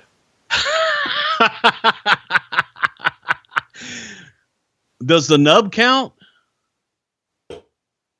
Dude, I took that nub every night. Zach doing a damn moonsault off the top and hitting me with his leg, the nub in my face every friggin' night. You know, Zach's a great guy and a working son of a gun. I think, and he listens to the show. Shout out to Zach. I think you mean to say the prosthetic leg, not the his nub. No, his real body part, man, not the prosthetic leg, the nub of the leg where the leg used to be, because he didn't work with the prosthetic, and I would take it in my face every damn night, and it hurt. Are you allowed to say nub? I just did. N-U-B, nub. It's that part that, and it was bone and it hurt. Hypothetically, if Zach Gowen made a sound that was similar to Michael P.S. Hayes, what would that sound like? Dit. No, I don't know. It wouldn't be nub. Oh, nub. You usually get now it. That's a shirt. Cause here's the funny part. In real life, Michael Hayes sticks his knuckles out, not like to do the traditional fist bump, and he says nabes. Well, it almost feels like if Zach Gowen did it, he would say nubs. All right, what's wrong with us? We're doing this for a living now at this point. All right, time out. One of the reasons I think Something to Wrestle was such a hit is because Bruce and I were real life friends, and we just loved busting each other's balls, and we knew how to be comfortable with each other and silly with each other. But this whole Zach Gowen tangent, shout out to Zach, friend of the show. This is ridiculous. This is fun. This is when Something to Wrestle is its most fun.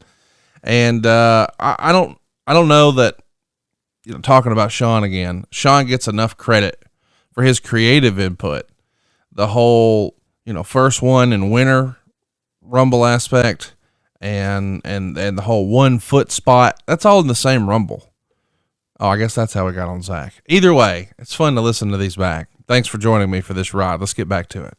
All right, let's get back after it here. The day after the Royal Rumble, Shawn is back co-hosting Raw with Vince. His hand's obviously better, but he's not working a match the next night. At this point, are we just going to the old, let's make him a star and not have him wrestle everywhere? That was my idea. Yes. Because the more you see him, the more you get used to him, and wanted people to pay to see him get his ass whooped. He's finishing up January working house shows against Pierre. Obviously, he's working Pierre in Montreal and Quebec City, but he's also working with Aldo Montoya. And we haven't really talked about Aldo much on the show here. What was his involvement in the Kliq? Lots of people speculate that Louis Spicolli and Aldo Montoya were sort of honorary members of the Kliq. Yeah, I guess. I don't really know. You know how Aldo Montoya got his start in the WWF? With a jockstrap on his head. No. We were in Lowell, Massachusetts, and Jerry Lawler comes to us and says, "Hey, there's a guy here. He's one of the extras, and he looks just like Jerry Seinfeld. If he can tell jokes, we've got a gold mine." And it was PJ Polacco, or Pete Polacco, Aldo Montoya. What was his other name? The ECW name? Just Incredible. Yeah. So Lawler comes and brings PJ in, and Vince, I don't really know, was that enamored with Jerry Steinfeld. Another story.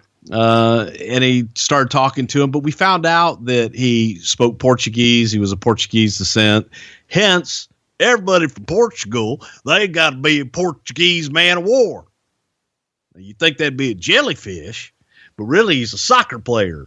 And one day we'll tell that whole story about how Aldo Montoya became a soccer star with a jockstrap on his head because he's Portuguese and he's not a jellyfish.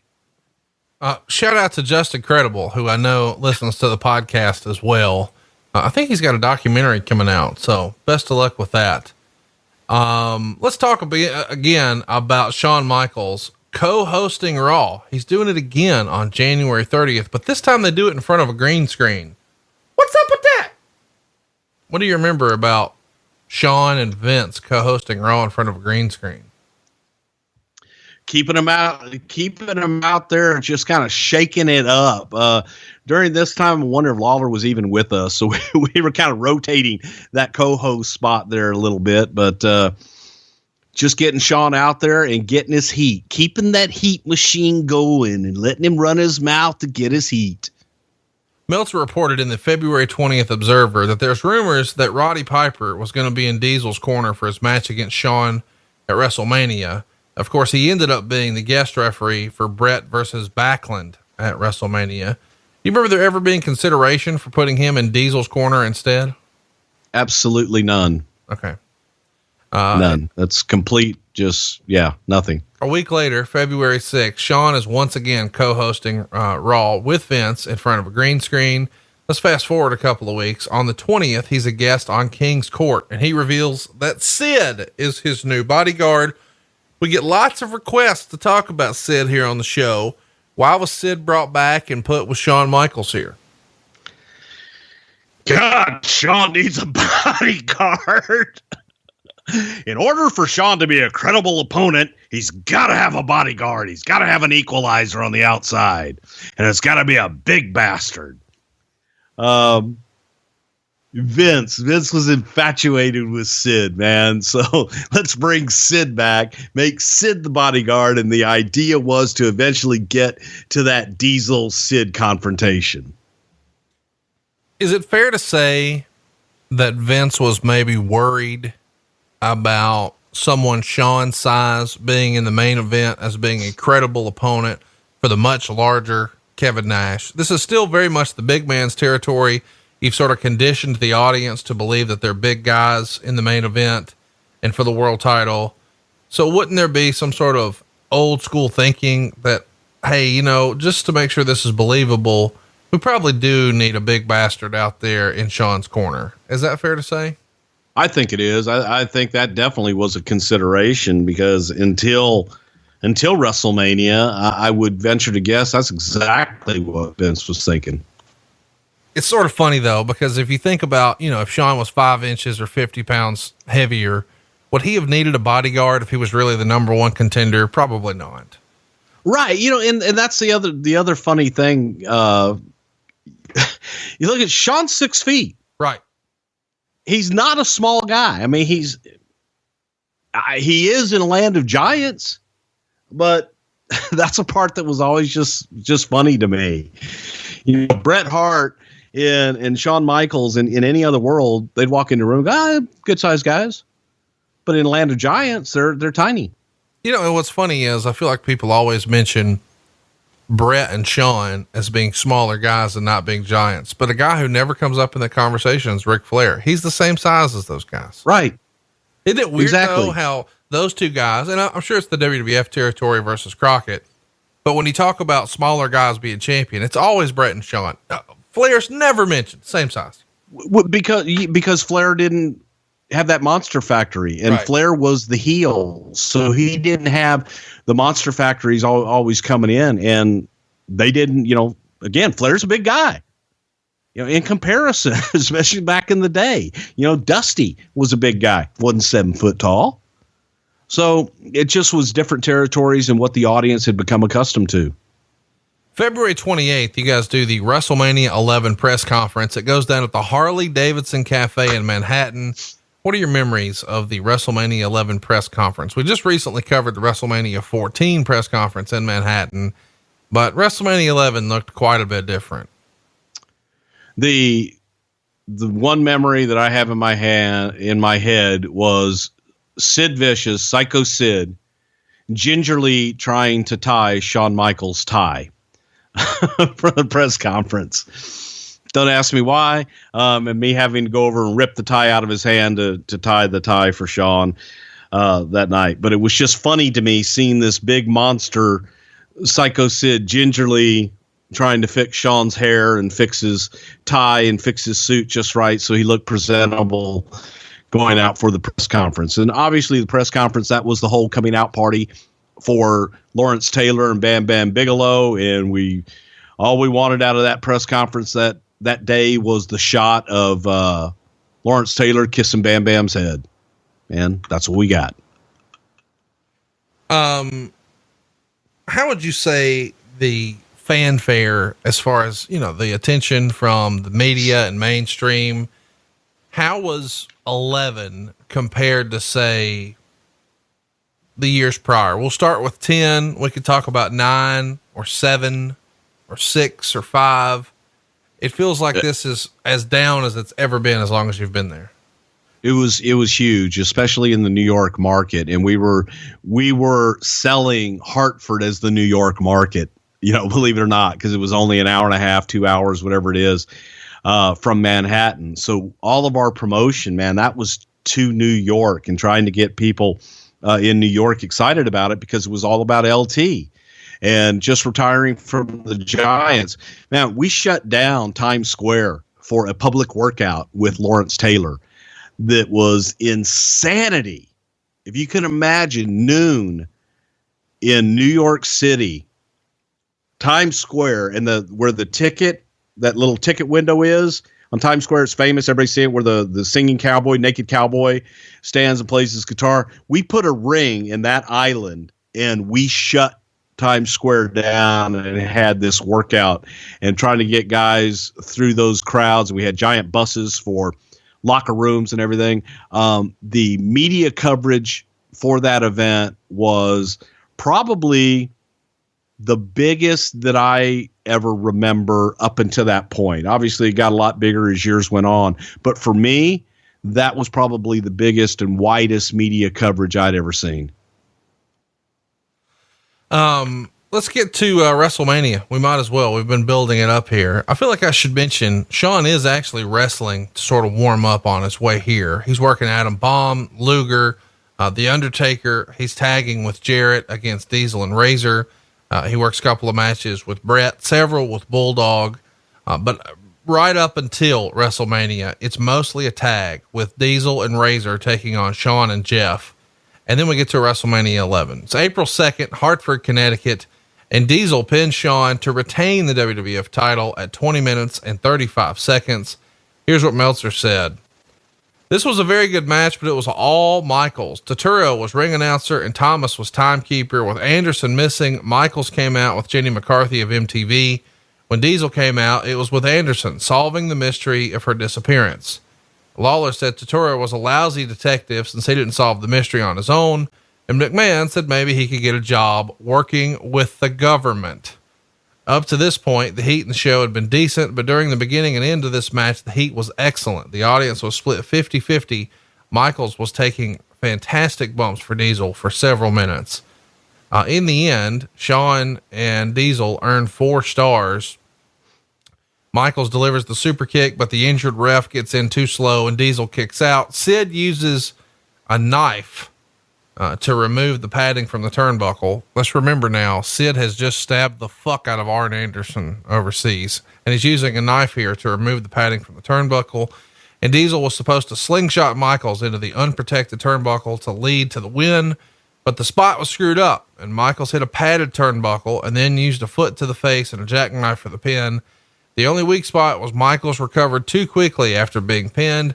As he got up immediately, Diesel brought out all 4 celebrities in the ring for a post-match celebration. 4 stars. Diesel has gone on record as saying that Shawn was working super fast here, especially when they first started the match, in an effort to try to blow Diesel up. And even though they're friends, he says he knew it was coming and he knew that's what Shawn was going to do. And of course he did. What do you remember about this main event? We've got all kinds of celebrities. We've got a fucking knife in the hands of the guy who just stabbed Arn Anderson. There's a lot going on in this main event that, I mean, it should have been the main event, but it's not because Lawrence Taylor's there. What do you remember about this match? How it was put together, what the feedback was, what people thought afterwards? Well, Shawn did what Shawn does. You know, he went out to steal the show and he wanted people talking about him at the end of the night and the next day. So it's kind of what we expected. The match itself, for me, I didn't think it was one of their best matches by any stretch of the imagination. I thought that it should have been, I don't know what I thought it should have been. We were fighting an uphill battle. The audience frigging loved Shawn. He's out there doing all of his stuff. And we're trying to shove them down their throats is a heel. So to do that, Vince comes up with the idea before that. Well, if Shawn walks out with Pam Anderson, they're going to love him. So let's have Diesel, Big Daddy Cool, steal the girl from Shawn. And she wants to be with the champion instead of being with a loser like Shawn Michaels. So hence the Pam Anderson switch, because the whole buildup for that was that Pam was going to be coming out with Shawn. So you got Jenny, and Jenny comes out with Shawn. Okay, cool. He's still got a girl, but the girl ends up with Diesel at the end. It was just tough. You're fighting an uphill battle, so you got to do everything that you can. You got the big nasty bodyguard out there and all that other crap. It was good, but I don't know that it was the greatest match put in that spot to tell that story. It was a difficult story to tell in that environment, I guess is what I'm trying to say. And we did the best that we could. And the funniest part, was the next day, which if you're ready to get to that, well, you got more on this. Let's talk about the celebrity interaction. You sort of teased earlier a Pam Anderson story. Whew. You gonna deliver us the goods here? Pam, we had Pam in January at the Royal Rumble. Excellent. So good that we booked her on the spot for WrestleMania. One of the easiest, best celebrities we'd ever worked with. About 4 or 5 days after the Royal Rumble, you read these headlines, Pam Anderson and Tommy Lee married on a beach in Mexico. So we're thinking, okay, this is interesting, man. She's getting publicity and And she's going to be at WrestleMania. She's keeping herself in the news. This is awesome. Next thing you know, Pam's like flaking out, and they disappear and they go hibernate, do whatever they do. Nobody's hearing from her. She's not talking to her management anymore. We are asking for things from them. Can we get some promos? Well, she's kind of difficult to get a hold of. And hey, we can get you Jenny McCarthy. But we've already advertised Pam Anderson. She's already been a part of the promotion, and she was at Royal Rumble, so it's kind of hard to pivot now. We've got her booked. We are assured that she is going to show up at WrestleMania. No problem. Look, she's going to do everything she's contracted for. That will not be an issue. What became an issue was day of WrestleMania, Pam shows up like 4 hours late. I don't want to say she was in no condition to perform, but she was not in the condition that she showed up in at the Royal Rumble several months beforehand. And then, there's things she's constantly, well, I've got to talk to Tommy. I've got to do this. Next thing you know, Tommy shows up, and I love Tommy Lee. Tommy Lee is a cool guy, wonderful guy. But when Tommy showed up, man, all hell broke loose. It was Vince and I are standing in front of the locker rooms there in Hartford. We're talking to the Undertaker, and we're going over all this stuff, and we're having a fairly spirited conversation. And Tommy walks up, and he is out of his mind. I don't know if he's stoned or drunk or whatever. He's like, "Hey, Mark, my man! Oh my God, Vince McMahon! Hey, dude, what's up?" And he reeks of smoke and just booze, and he's covered in tattoos and filthy. And Vince is like, "Who in the hell is this?" And brother love, oh my God. And so we realized, okay, this is what has happened to Pam. And I don't know that Tommy was the best influence on Pam during that period in their life. I'm happy for both of them. They've gotten their lives straight and so on and so forth. But the second experience with Pam was not as good as the first experience with Pam after she had met Tommy. And we got her to the ring, man. We got the match in the ring, so all's good. But we were not comfortable shooting her live and doing the pre-tapes and stuff backstage. So we said, well, she'll disappear. How excited were the boys to meet Pamela Anderson? I would say very much more so, obviously, at Royal Rumble when she was approachable and just as sweet as could be. This time she was very unapproachable and not accessible. And we kind of kept her in her dressing room with Tommy, and no one in, no one out. Was anybody excited to meet Tommy Lee? Yeah, quite a few people. But Tommy knew a lot of the boys and stuff. So I know with the grin on your face, you're going somewhere else, but, well, there's a hilarious story about someone watching the Pam Anderson. Yeah, we're not going to do that. Oh, it's the best story ever though. What'd you think of this main event match? I mean, I know you said that you thought they sort of did the best they could. It is sort of something that could have been avoided with the crowd being split 50-50. You sort of told us when we did WrestleMania 6 that in hindsight, Vince probably never wanted to go back to babyface versus babyface. And technically that wasn't the case here, but it certainly feels closer to it than any other main events you guys had done up until that point, right? I mean, not really, because Shawn wasn't pushed as a babyface. It was just fighting. It was fighting the inevitable tide that was coming in. That it's like, man, they want him. They want him. No, they don't. Yes, they do. No, they don't. Yes, they do. No. Well, I mean, I want to talk about that a little bit because a lot of people feel that that's happening today with Roman Reigns. Would you agree? But it's happening the opposite way with Roman Reigns. And I do believe that Roman Reigns will be the guy, and he'll be a huge babyface and do really well for the company and all that good stuff. It's fighting the other way in that, people are saying, no, we don't want him, but they're reacting to him. They do want him. And Vince's philosophy now, I see how he's thinking from the standpoint of, I'm going to make a star. I want you to care about it. I don't care whether you love him or hate him. I just want you to care about him. And I think that's the direction that he's going right now with Roman Reigns. I'm not going to turn him because they want to turn him.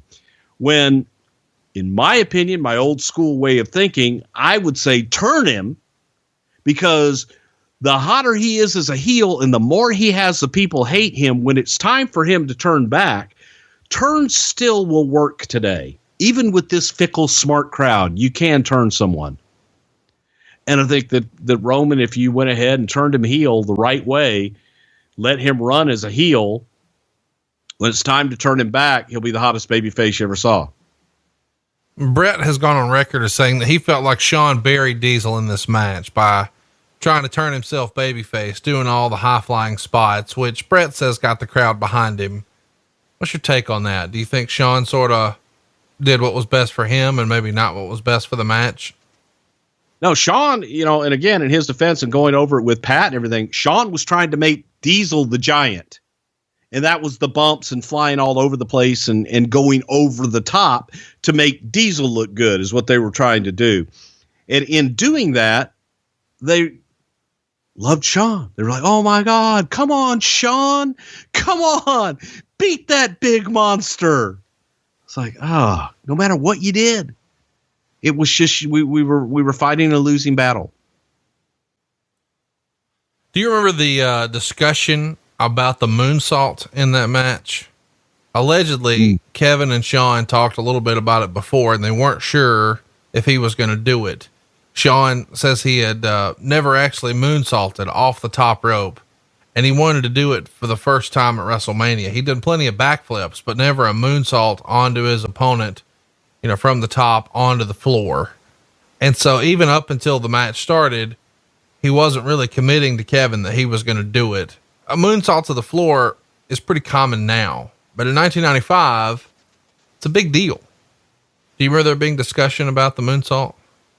I remember them talking about it and Shawn, never doing it before, but feeling that he could do it. And I'm always of the theory, if you can't do something, don't. WrestleMania is not the time and place to see if you can do it. But they pulled it off and it was fine. Let's talk about the spot in the match that the guys still talk about. Shawn wrote, Vince wanted Kevin to kick out of the super kick because he wanted Kevin to look strong. Kevin said, that's Shawn's finish. I've got to barely come out of it. But Vince said, I want you to be strong. Kevin said, that's not going to make me look strong. That's Shawn's move. The people are not going to like that. They're going to think you're pushing me too hard. And Shawn said when the time came for the kick, he hit Kevin with it and he popped up at 1. So instead of kicking out at 2 or 2.5 or 2 3/4, Kevin kicks out at 1, exactly as Vince asked, and the boos come raining in. Kevin allegedly yelled or grumbled, I knew it. Shawn says he called for a belly to belly suplex and crawled over to him and said, barely kick out. They got a 2 count just as the shoulder got up right before 3 hit and the crowd sort of got back into it. Allegedly, when they come backstage, they went up to Vince and Vince said, yep, bad call. And he admitted that maybe it was a mistake to have him kick out of a super kick at 1. We've talked a little bit about this on the show before where you've said things like a finisher should be a finish. What do you think here? Diesel kicking out at 1. Can you still defend it? Or are you on board with that being a mistake? No, it was a bad call. That should have been the 2.5. And I hate 2.5 counts. That should have been a 2.5. Bad call. Because it was trying to make him Hulk Hogan. Right. He wasn't Hulk Hogan. All right. Timeout. Times have changed. Can you imagine wrestlers debating over kicking out of a super kick in 2021? I mean, it was a big deal at the time for Nash to kick out at 1. Today, I don't think it even would have raised an eyebrow. And how about the story of Vince getting annoyed by Tommy Lee? This is one of those stories I never knew about, but a fun little nugget like this. Too bad Bruce cut me off on the Tommy Lee video story. Maybe a story for another time. Probably after he's no longer there, but quite the story. Let's get back to it. Shawn Michaels, 94-95. All right, so let's talk about the next day. You've been itching to talk about it for a fucking hour, so let's do it. The next day, they're doing TV in Poughkeepsie, and Shawn would write, "When I arrived at the building, Vince told me he wanted to talk. Quote, Shawn, we're going to switch you to babyface." And Shawn, well, let me stop you there. Because the build up to this. So as I mentioned beforehand, for almost a year, Pat and I had been saying, we got a babyface. We got to, Shawn's a babyface. They want him as a babyface. And come around, whatever it was, August, September, we were told never, ever bring up the suggestion to make Shawn Michaels a babyface ever again. That little bastard will not be a babyface in this company. He is a heel, and he will always be a heel. Hartford, Connecticut. Outside of whatever little hotel we were staying at. We're waiting. Shane McMahon is driving. I'm sitting in the back. Pat's in the back. We're waiting on Vince. Vince gets in the car. Let's go. Slams the door. And starts the car ride off with this statement. God damn it, guys. We've got a babyface on our hands. Why in the fuck am I the only one thinking around here? Why am I the only one that sees this? Now, Pat and I look at each other in the back like, he's fucking with us. He's ribbing us. Finally, the light bulb went off with him last night, but now he's messing with us. And he wasn't. He's hot.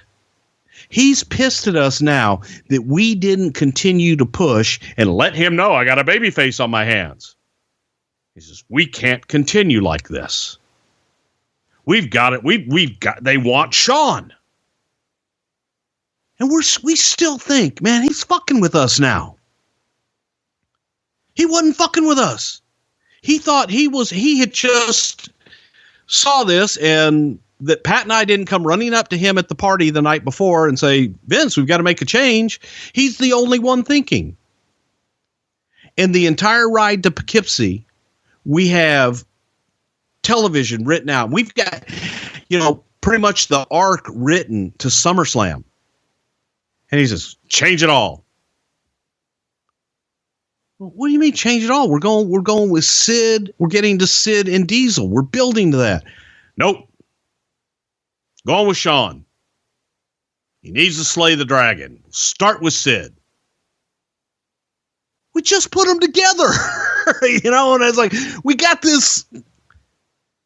We tore up everything we had. We got to Poughkeepsie, and adjacent to the building is a Radisson Hotel. We go in the front, and Vince walks in and says, hey, this is our TV hotel. We need a conference room. He tells all the agents, come over to the conference room. I remember Jack Lanza being there, a few other people. And he says, God damn it, guys, you got to let me know what's happening out in the house shows. Now it's all news to me. I hear that Shawn's getting babyface reactions everywhere. And if you guys didn't hear that last night, I got to reconsider what the hell I'm doing with you guys. And everybody's looking at us like, he's fucking with us now. We've been telling him. It's a groundswell, man. They've turned them. And when we say them, it was Shawn and Diesel. We rewrite everything. And then, Vince gets everybody together and lets them know that, guys, we're going to do an about face. We're going with Shawn as a baby face, and we got to make the turn tonight. He's got to be a pit bull. He's got to be a bulldog. He's got to go out there. He got to be like a Rottweiler. He's got just chopping at Sid, just chopping at him. And then, come on, and get in his face and get his ass kicked. But he never quits. And there's just silence because nobody wants to disagree with him. He's right. We had a baby face on our hands. We've had a baby face on our hands for like 9 months. And he told us no. So now here we are. And so now we're in Poughkeepsie. And, hey, pal, need to talk to you. So go ahead. Sorry. Okay. He says, Shawn, we're going to switch you to babyface. Shawn says, what? That's because of the kick out, isn't it? And Vince says, it was a bad call on my part. I admit it. And Shawn says, why is this affecting me? I'm the only heel you have. And Vince says, they like you. The people like you. And Shawn says, they like me, but they like to hate me. Now is not the time. You make a mistake and it cost me my career.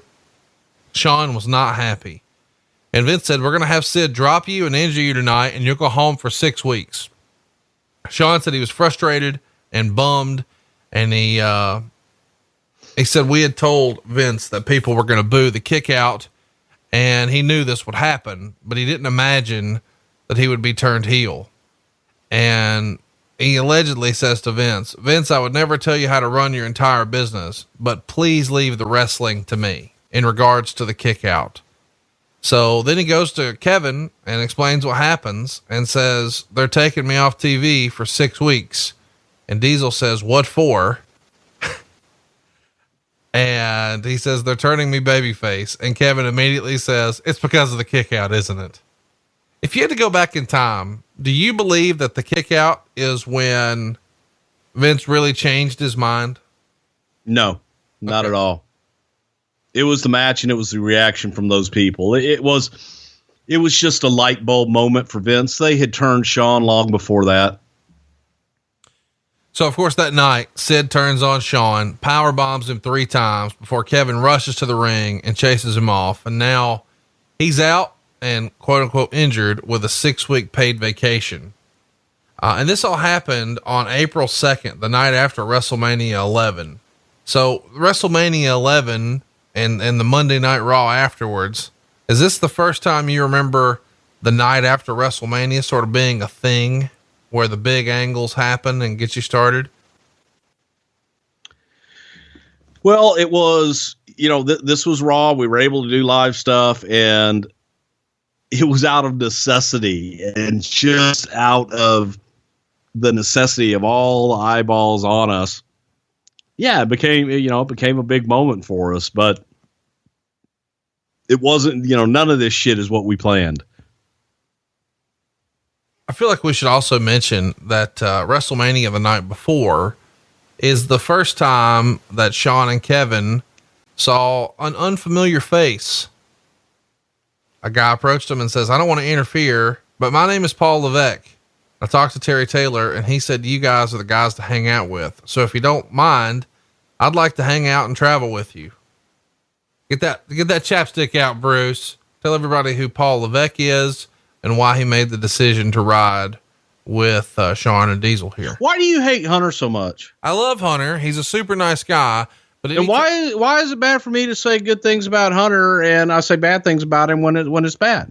When have you said, all right, I'll give you an open floor here. My apologies. Let's start over. We'll hit the reset button right now. Bruce, say something. Well, no, when you say rumor and innuendo about him, and the only reason he's there is because he married the boss's daughter. And I say, well, no, he's deserving. He works his ass off. And you say,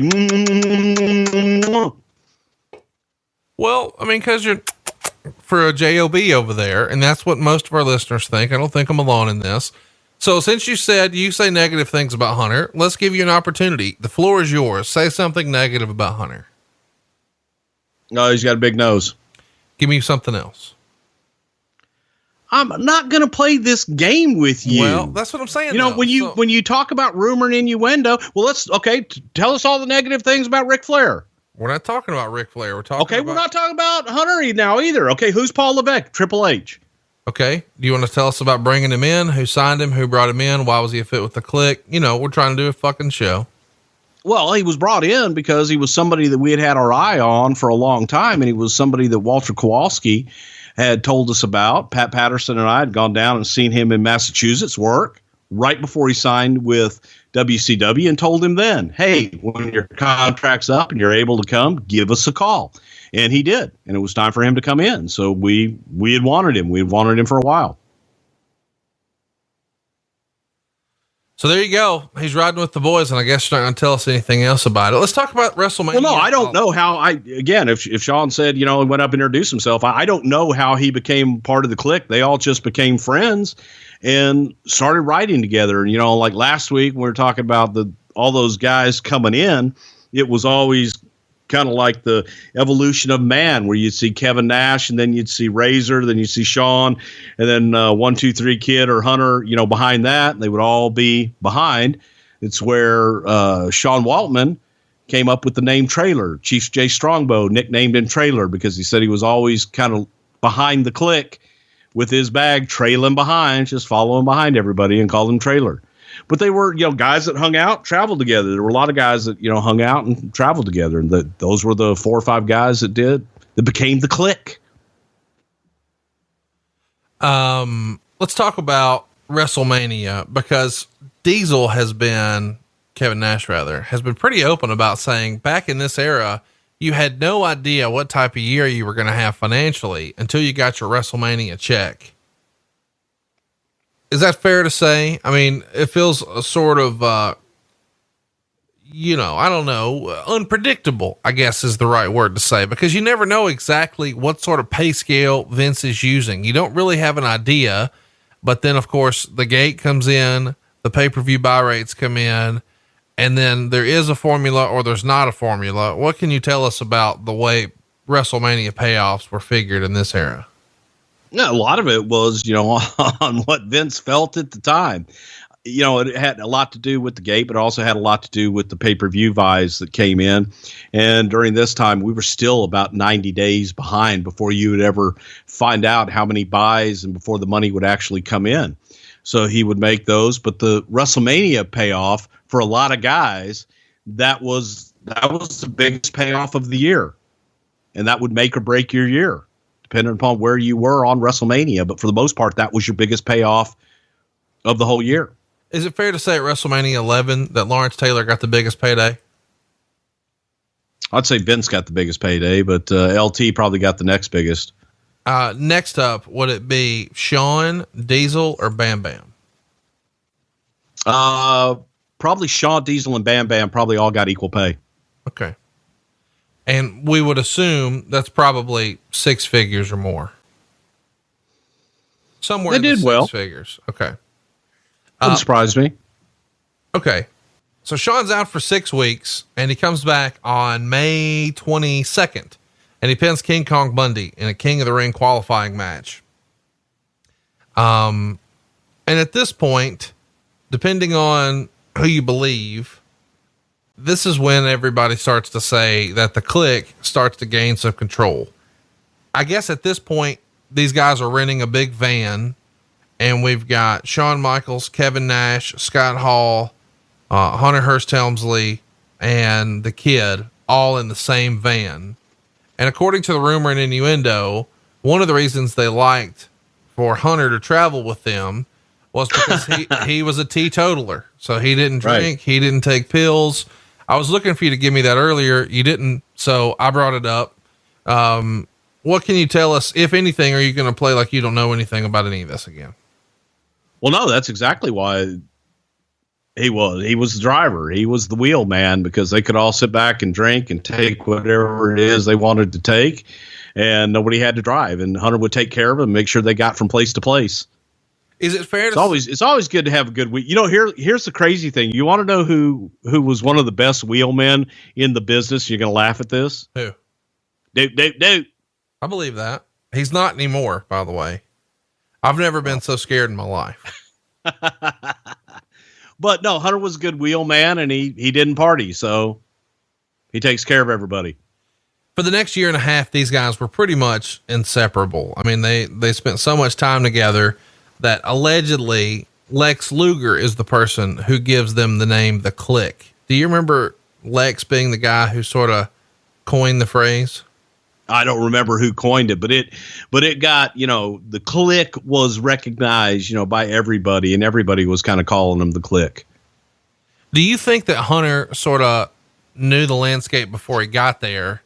And it makes sense to me if you're a young guy coming in and you can hitch your saddle to the 2 guys working for the world title, and you know that Diesel's been in here a very short time and he's already on top. And a lot of that's probably because he's riding with Shawn. Isn't it natural to see an opportunity to say, hey guys, let me drive, and be, sort of get the rub, at least in the car, from that group of guys who are clearly the movers and the shakers? Why not? Yeah. if I could travel with the main event guy all the time, and, you know, especially back in the old days, you wanted to travel with the guys with the most experience to hear the stories and to get the most, you know, the best advice. Shawn would write, I was very close to Vince now, and so was Kevin. Hunter, through Kevin and me, was beginning to establish a relationship there too. Because we had Vince's ear, most of the other wrestlers began to resent us.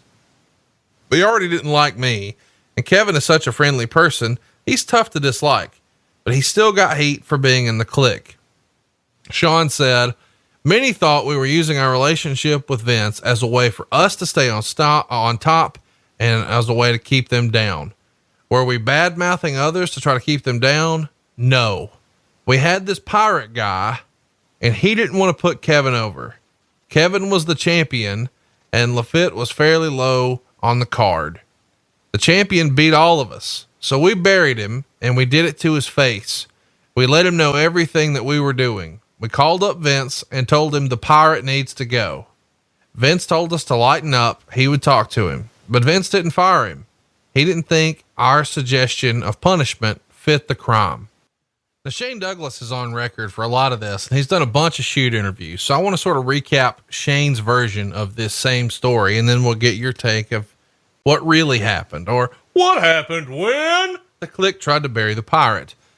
Shane Douglas is in the company at the time as Dean Douglas, and he's talking about this specific incident that goes down in Montreal. He says that Pierre was doing a lot of work to get tickets up for this particular show, and the house was up about $60,000. It's not a TV show. It is still a house show.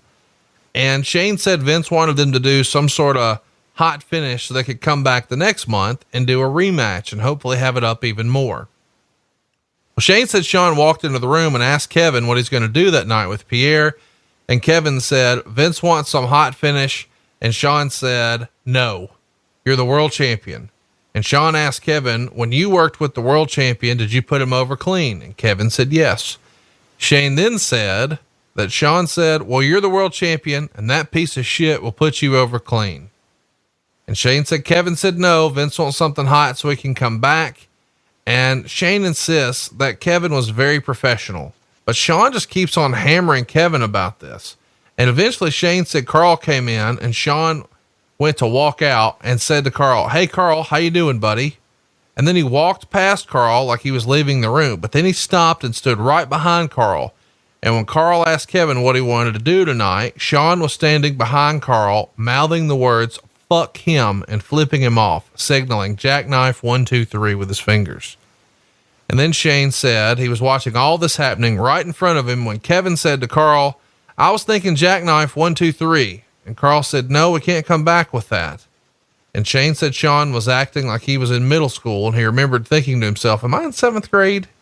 He says that Shawn goes into the next dressing room and said, excuse me, everyone. Carl Ouellette is too much of a superstar, too much of a prima donna to do a job for our world champion. And Shane said that Carl said to Shawn, I didn't say that. And Shawn said, let me finish, Carl. He's too much of a prima donna to put Kevin Nash, our champion, over. And so Shane said Carl went after Shawn and everybody pulled him apart. And after the show, they're all back at their hotel, the Days Inn in Montreal. And Shane said the Kliq came up to him and told them to come to their room. They're having pizza and beer and they want to talk to him. So Shane comes in and they're talking about this incident with Carl. And Shane says that Shawn suggested they call Vince and have Carl fired. Kevin picks up the phone and Shane said he couldn't remember which one, but either Shawn or Razor stopped him and told him to hang the phone up and let's think about this. And then one of them said, let's have Vince starve him for 2 years. Shane said he felt at that moment he was watching someone get verbally raped to have their career played with this way. So we've heard this story from all different angles. We heard it from Shawn's, we heard it from Shane's. What say you?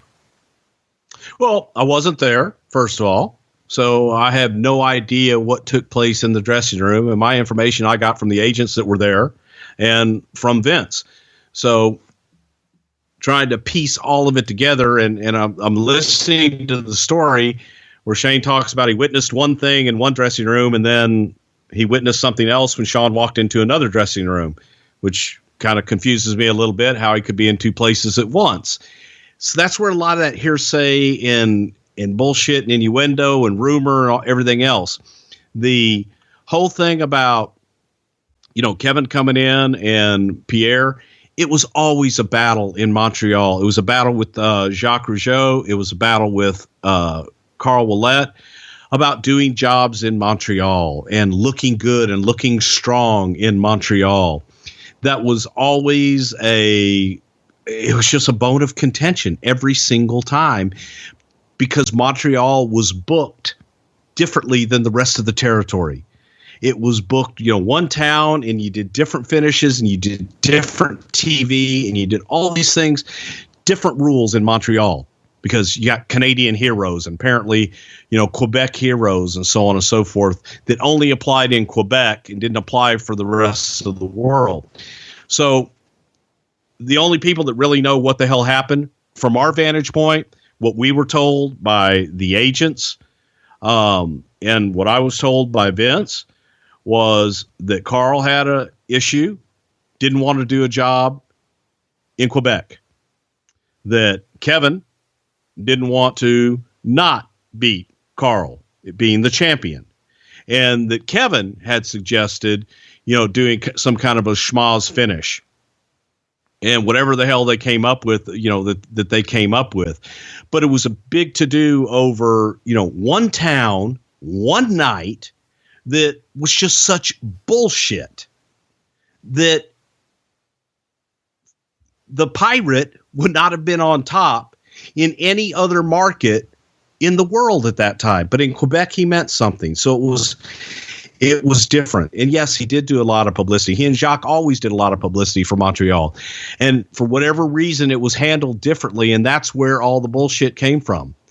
But the guys, because, and I don't doubt for 1 second that Shawn didn't stir that pot and go, oh, God damn, he doesn't want to lose to the champion. The champion beats everybody. I can see all of that happening. Absolutely.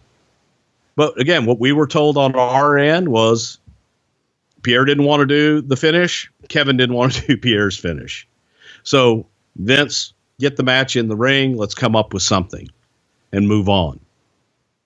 Now, whether or not they called him and said, fire him, I have no idea. Obviously, that didn't happen. So if they said that and did that, then they didn't have that much power. Well, we don't know what the Pirate made over the next 2 years. I'm sorry? How much money did the Pirate make? I have no idea. That's what I'm saying. So we don't know. So starve him out for 2 years, maybe happened. And maybe not happened too. So you don't know. It's rumor innuendo. Shawn said of the Kliq, we were using our political clout to keep each other on top. Absolutely. What we were doing was no different from what Hogan, Savage, Piper, and Bob Orton Jr. had done before us. If you're on top, you want to make sure you keep working with people on top. That's how you stay there. Do you agree with Shawn's comments? About Bob Orton Jr.? That's what I never heard before. Yes, and I do, because that's how all top guys do. But they also have no different access to the boss that everybody else has. I'm shocked. They just use it. I'm shocked you don't see the comparison for Bob Orton Jr. because what he's talking about is Piper was looking out for his friend. So these guys. Oh yeah, okay. Well, that in that case, yes. I thought but because Hogan, Savage, and Piper all had equal power, and I thought you were throwing Bob Orton in there with the equal power. Shawn said, we got close to Vince by design and wanted to be close to him. We liked him and admired him. It was the smart thing to do. Pat Patterson was always telling me, the office is not your enemy. We are here to help you. We hired you to work here. You think we are actually out to get you? So Pat Patterson was sort of the voice of reason sometimes for some of Shawn Michaels, I don't know, paranoia. Is that fair to say? Pat was a big fan of Shawn, and Pat always tried to sit down with Shawn. He enjoyed his work, enjoyed his dedication to the business, and just was always trying to help him out. If you had to say that anyone was more manipulative than someone else in the Kliq, who would you say some of the worst or the two worst offenders were? Everyone listening already has Shawn and Diesel. Over Shawn and Hall? Yeah. I think most people would have picked Razor Ramon just based on that Shane Douglas story, but you say it was Shawn and Diesel who like to keep them stirred up more? I'd say it was Shawn and Diesel. Probably the best at it. Through June, we see Shawn working with Sid a lot, and he even works a couple of times with Lawler. But the big shows include like Madison Square Garden in a cage against Sid.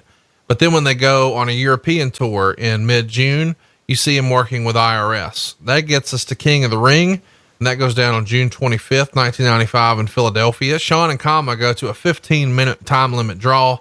And coming into the event, Meltzer sort of speculated that it was apparent to him that Shawn was going to win the King of the Ring. Of course, that didn't happen.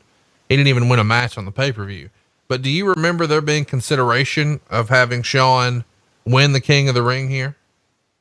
No, there was not. Let's go through mid-July, where we would see Shawn working the Intercontinental Champion Jeff Jarrett on all the house shows and actually winning by DQ. And that gets us to In Your House 2, which we've talked about a lot before. This is where we see Michaels pin Jarrett to win the Intercontinental title. They go about 20 minutes. And it's a pretty well-reviewed match. They get 4.5 stars. And this is timely because a lot of people who are sort of anti-Jeff Jarrett, and there's a lot of people who've just sort of come out of the woodwork just shitting on Jeff lately. I always steer them to our Jeff Jarrett podcast because I do think he has a unique story and a story unlike anybody else in wrestling. But this match is something you should go out of your way to see. If you're looking for some really good stuff that maybe you haven't seen before, because Lord knows not a lot of people were watching In Your House 2, check this out. In Your House 2, July 23rd, 1995 at Nashville, Tennessee, 4.5 stars. What'd you think of this match and Shawn's performance with Jeff here? I thought that the match was excellent. The whole story going into it was a great story. And this was during a time that, you talk about guys and different things. This was actually during the time that we had Shawn come and sit with us. When we were writing at Pat's house, and he came and sat with us for a couple days in town just to kind of see how the process goes. Which we invited different people. Hey, you want to come and see how the process is, because it'll help them appreciate that. Well, why don't I just win the title and win the belt and beat everybody? Okay. There's a little bit more to it than that. So, this was during a time Shawn came and sat with us for a couple days and realized this isn't for me. I don't want to do this. This is way too much detail and way too much gaga along the ways. But this was the whole build up for the Jeff Jarrett and the With My Baby Tonight and Road Dogg turn and doing the whole expose, because at the time Jeff was spending night days working hard on the go, and the hands on the clock kept spinning too slow. He couldn't wait to be alone with his baby at night. I don't know why, when that song's finally getting traction, you decide to fucking remix it. You should have just stuck with the classics, because we play the hits here. And Jeff Jarrett is actually campaigning with Road Dogg for that song to move up the charts. They want it to actually get some real traction. And to our surprise, our man Road Dogg actually mentioned us on WWE.com, and now Jeff Jarrett's talking about it too. If we had to put the over under, what would you put the over under at that Jeff Jarrett performs that song, or, that song comes from the stage the night of the Hall of Fame this year? God, I hope so. It would be the second time that Jeff Jarrett ever performed that song in his life for real, because the first time would have been at our event in Orlando last year at our very first ever live show. And that's where we sang, spend my days working hard on the go, but the hands on the clock keep spinning too slow. I can't wait to be alone with my baby tonight. So there's a pro tip for you. If you're hoping to get put in the WWE Hall of Fame next year, reach out to us on Twitter about being our special guest this year at WrestleMania. Let's talk a little bit about how a year changes things, right? I mean, to me, if that song is sang on stage, it cements our influence with the WWE. Well, we did we get Bad Street in? No, that was before us. Yeah. I love that's your new gimmick. Well, we got this fucker in, we got that guy in. No, Hot damn. that's hilarious. Are you sure? I'm sure. Bad Street, Atlanta, GA. Doot, doot. Baddest street in the whole USA. Bad Street, nasty and hot. The further down that block you went, the badder it got. Do, do, do, do, do, do, do, do, do. If you're on Twitter, we want you to tweet at Michael P.S. Hayes 1 and tweet him that Bruce Prichard is now taking credit for him going into the Hall of Fame. And No, don't do that, because then I'll get a phone call about 9 o'clock at night. Hey, hey, you know I love you, but don't tag. I love you too, Michael. Don't leave that part out. Don't tag me in that, but it's at Michael P.S. Nothing but Hayes tag 1. Conrad. No, don't do that. I'm not claiming it. You claimed it. I corrected it. That's the way it happened. Well, who else did we get in? Well, let's keep going. Right. July 25th, there is a Superstars taping where Shawn beats Skip. And after the match, it's a little life imitating art, maybe, because Shawn is about to kiss Sonny, and Shawn turns his head at the last second. And we've told the story here on the podcast before on our Sonny episode of their real life romantic relationship. And I think Sean Waltman and maybe some other people have told the story about how they would sort of scurry off into the closets at TV, Shawn and Sonny, and do some adulting. And the rest of the Kliq sort of watches the door. And one time in particular, when Shawn came out, he had remnants of Sonny's sweater stuck in his beard. This is all going down, by the way, while her real life boyfriend is there. How common knowledge was the relationship in 1995, do you think? Well, I think when they were in the relationship, it was common knowledge. You know, Sonny was going around telling everybody, and Sonny was showing pictures of the two of them together. It wasn't like they were really trying to hide it that much. I think Skip was the only one that might have denied it taking place at the time. Feel bad for that guy. Let's talk about maybe one of the most famous Kliq moments. Shawn said, not too long after Hunter started with the company, we were sitting at a restaurant in Indianapolis talking business like we always did. We knew we had a lot of talent in the company, but something we were doing wasn't working. The world was changing, and we thought we needed to take an edgier approach. At this time, the company was giving guys jobs as gimmicks. We had a garbage man, a dentist, and the fucking pirate. Those weren't gimmicks. They were occupations. And we weren't doing any cool storylines. We had great talent like the Guns, Bart and Billy. They were great, but they would have them win the titles, lose them, and then win them back again. There's no stories. The perfect example is the angle that Bret Hart was doing with the pirate. The pirate stole Bret's jacket. That's the angle.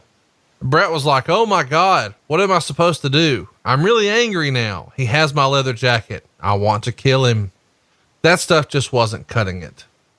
Do you agree that the creative, when you personally were writing it in 1995, really sucked a dick? Oh, well, double fuck you.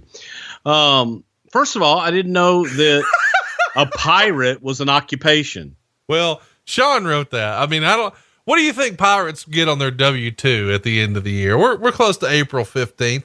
Hypothetically, what do you think the pirates put? I don't know. You'd have to ask the IRS. God damn. We used to be funny a year ago. I know. Yeah, that was about as bad as these storylines here. This is the most we've talked about the pirate without a callback to the Royal Rumble 1994 episode, which I think we're due for right here. It's a miracle. He caught a ball. It's a miracle. Well, you know, we were doing the shit that had traditionally worked, and that was one of Vince's things. You know, you try and make someone what they are in real life, make it an extension of them, and Carl Ouellet was a pirate in real life, so you try to make an extension of that.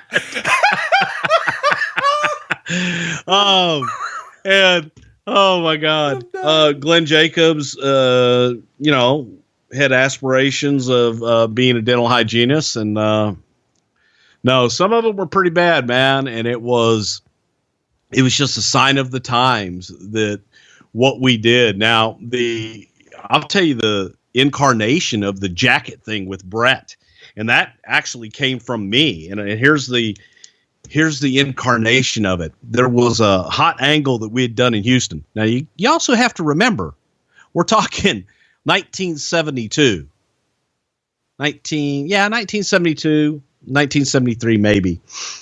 And Dory Funk Jr. he used to wear his West Texas State Letterman's jacket to the ring when he was world champion.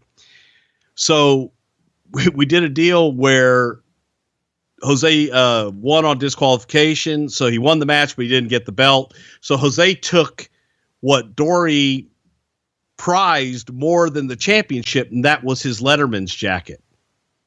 And I'll never forget the program, which I still have the program, is Ben por ella, come and get it, in Spanish. And it drew great.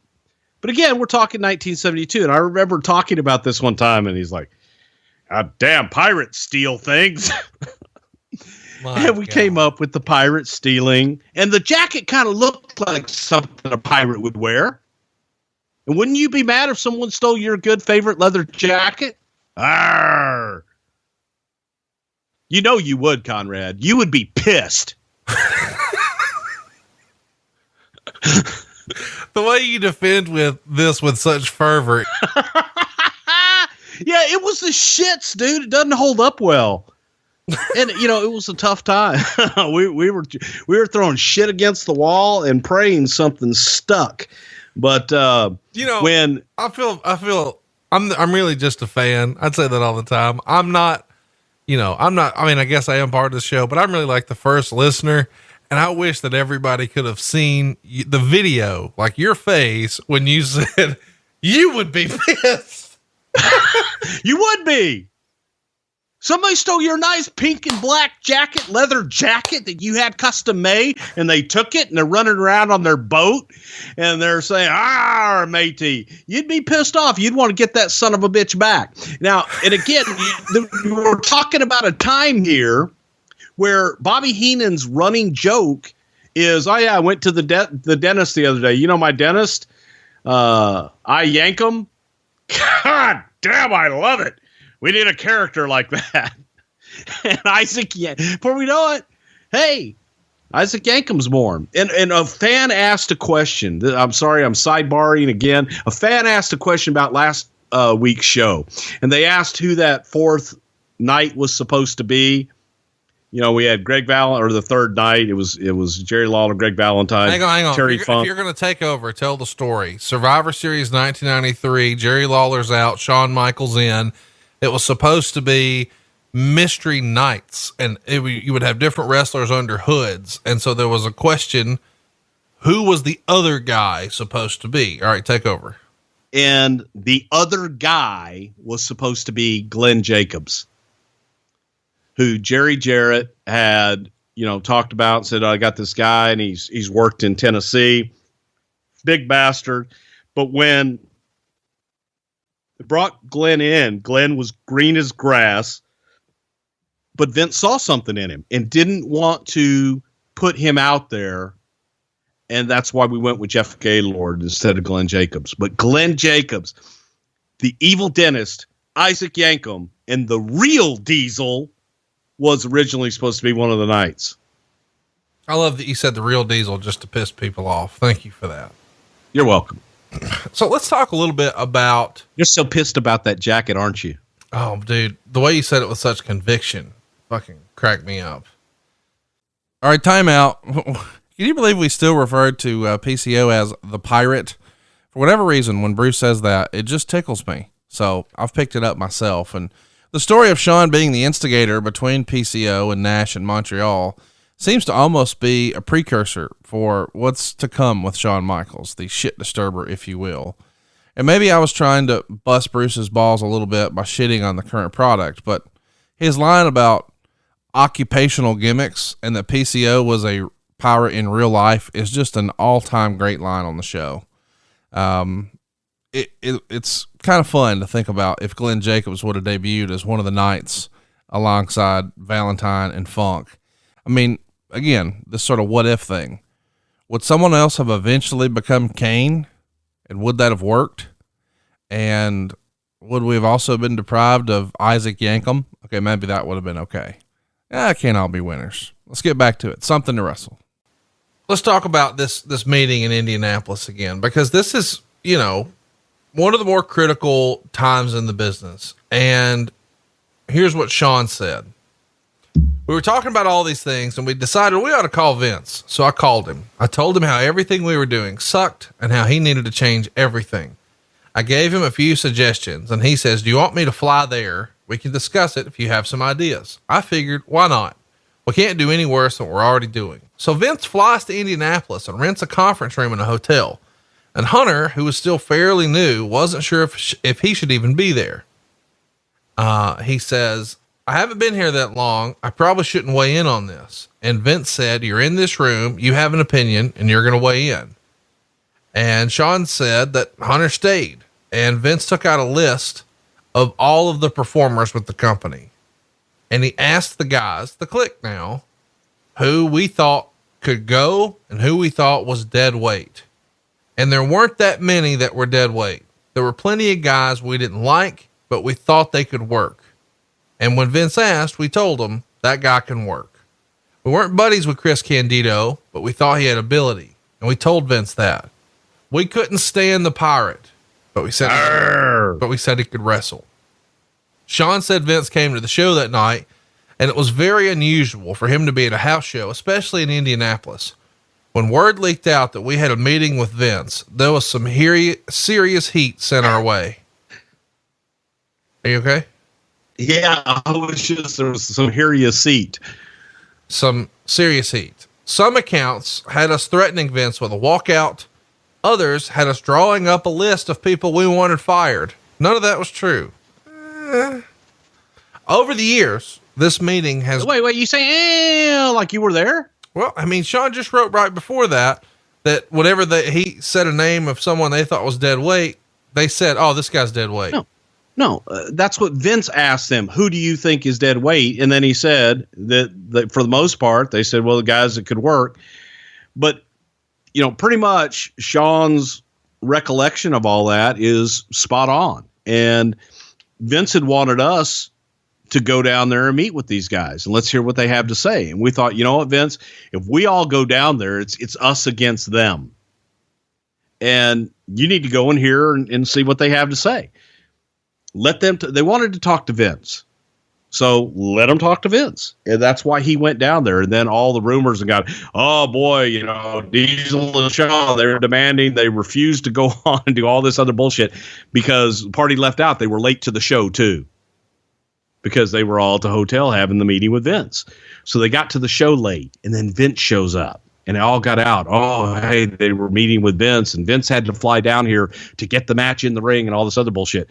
That wasn't it. Vince did fly down to meet with him. He was in town. Show's going on. He's going to go to the show. It's not all conspiracy theories. Chat me up about when you first hear about the meeting. I know you said what the boys thought. What did you and Pat think? Vince came back. The issue is we're telling Vince a lot of the same things over time. You get to the point where you get beat down so much and you fight. There has to come a point in time where Vince makes a decision and you have to walk out of that room and support that decision. You can fight it all you want beforehand, but when it's time to go, at some point you have to decide on something and move forward. And that's what we did. And we would support whatever decision that Vince went with after he heard it all out. It was good for Vince to hear it from somebody else. He wasn't hearing anything new. He was just hearing it from somebody else. So now all of a sudden it's the first time he's hearing it. And now it all makes sense because God, Shawn and Kev said, you know what? Even that new guy, the one with the big nose, he even agrees. So you're hearing the same things from a different voice, and now they become clear. So a lot of it wasn't necessarily new, but it was a new voice telling him. Yeah, he had just tuned you guys out. Right. Let's talk about August 4th, because this is something we actually got a lot of questions about. Shawn goes down to Smoky Mountain and works against Buddy Landell at what they called the SMW Super Bowl of Wrestling. It draws a pretty big house by indie standards, 4,600 folks there, and Michaels retains the Intercontinental title, pinning Buddy Landell. And everybody reviewed it as a pretty great match. Even Meltzer gave it 3 3/4 stars. What did this do for Buddy Landell to have a great match with Shawn Michaels here, as far as his opportunities and potential with the WWF? I don't know what the hell the timing was, but I know that Buddy was one of those guys that was always kind of on the radar, but Buddy was his own worst enemy. Being able to go out and hang with Shawn and have Shawn come back and go, goddamn, Buddy we had a hell of a match. We could do something with him up here. That's definitely going to help him out quite a bit. So anytime you can be seen by the big boys and then get a thumbs up, works in your favor. August 11th, we see Bigelow, Shawn, and Diesel beat Bundy, Sid, and Kama. How's that for a ragtag crew? On August 14th, we get Raw, and Shawn beats Lawler by DQ when Sid interferes, which brings out Razor. After the match, Shawn and Razor have a tug of war with the Intercontinental title to build to their ladder match at SummerSlam. And the shows through the middle of August see Shawn and Diesel beat Men on a Mission on the house shows. I'm sure Shawn and Diesel were tickled with that. Let's get to SummerSlam. It's a rematch for one of the best WrestleMania matches of all time. Shawn and Razor in a ladder match for the IC title, but this time Shawn's defending the title. Of course, at 10, Razor was the champion. This was originally advertised as Shawn versus Sid for the Intercontinental title. Why was it changed to Razor? Because Vince felt the match would be better with Razor. God damn it. They tore the house down at WrestleMania. Rematch. Yeah, that used to be one of the sayings. We would be stuck for things sometimes and go, what did we do last time? Rematch. It works. Music on out. Shawn said SummerSlam was now upon us, and the creative team decided that Scott and I should do another ladder match. They asked me how I felt about it, and I said, I know I can put on a good show, but as far as how I feel about it, I don't like it. Scott and Shawn sort of believed it was a no-win situation. They'd already done a ladder match and they didn't think they could top it. And to Shawn, he says it was, I want him to kick out strong at 1 all over again. This is your show. I don't like it, but it's up to you. Do you believe that that's a fair assessment, that even though it does make sense that, hey, it worked before, let's do it again, when it was that good, there's no way it can live up to those expectations, right? Yeah, I didn't like it. I didn't like it. Obviously, we did it, but it was the sequel. The sequel's never as good as the original. To make things worse, Shawn said right before the match, Vince came up to the guys and said, you can't use the ladder as a weapon. What? Shawn says, and Vince says, you can't use the ladder. We have a new violence code and some people are starting to come down on us. And Shawn says, it's a ladder match. I have to hit him with it. And Vince said, can't do it. So we didn't. Do you remember this edict that right before they couldn't use the fucking ladder in a ladder match? Well, we had the code of ethics or whatever the hell the bullshit was that we had to do. We had to kind of, we don't use household items. We made a list of household items that we don't hit people with. Like we don't hit people with frying pans. We don't hit people with this. If you can find, and the rule was, if you can find it in your home and a kid can get their hands on it, then you can't use it. We had a ladder match. And the sentiment was, how the hell do you have a ladder match? So we're scrambling, trying to think, well, just don't have a ladder match. Because they can have a ladder match without using the ladder. But it's a ladder match. They'll be fine. And they were fine. But it just puts handcuffs on you from the top. It's let's have a battle royal, but you can't throw anybody over the top rope. It just was awkward. It was hard, and they made it work. They actually made it work, and we made it more about getting to the ladder than using the ladder for spots. But it was like, huh? We can't use the ladder. And it didn't dawn on anybody until we're there. And Vince's like, God damn, can't use the ladder. It's in our band, things. You weren't serious about that, were you? Shit happens. Shawn wrote, a record-setting crowd crammed themselves into the Pittsburgh Civic Arena to see if Scott and I could top or at least match what we'd done at WrestleMania 10. The odds were against us. However, I don't think there was a disappointed fan in the entire arena. The new restrictions made it a lot tougher for us, but we made up for it by doing moves off the ladder. We thought we had a finish that would leave the fans gasping. I would hit my super kick while standing on my ladder, knocking Scott off his ladder, and then I'd go up and grab the belt. I kicked Scott, but when I went to snag the belt, it didn't release and I fell off my ladder. Recovering quickly, I backdropped Scott over the top rope onto the exposed concrete, and this allowed me to climb the ladder again. Where I grabbed the belt, I had to tug on it, but it finally released. I have to say, even though I felt there was no way we could pull the match off, it was a wonderful challenge. We did as good of a job as possible. Was it the first ladder match? No, but it couldn't have been. The most important thing was that we had stolen the show once again. Now that's Shawn's take on the match. Meltzer says that the match was awesome as well. So it's unlike Meltzer to usually agree with everything that Bruce is probably going to say here, but Dave loved it. He gave it 4 3/4. And, in the end, a much different match, but almost as good. This is a perfect example of, and I'll say this, kids out there that want to be pro wrestlers. And I find myself saying this a lot, especially when we do reality or wrestling shows. When you're in the ring, you know what you're supposed to do. You know what you had planned and you know how it was laid out. The audience doesn't. Right. Shawn and Razor knew what the finish of that match was supposed to be. And when Shawn grabbed the belt and hung on to the motherfucker and still couldn't get it to release and then dropped to the mat, we're all like, oh shit. And Razor called, backdropped him out, went back up, and it still took forever to get the damn belt off. It was excellent.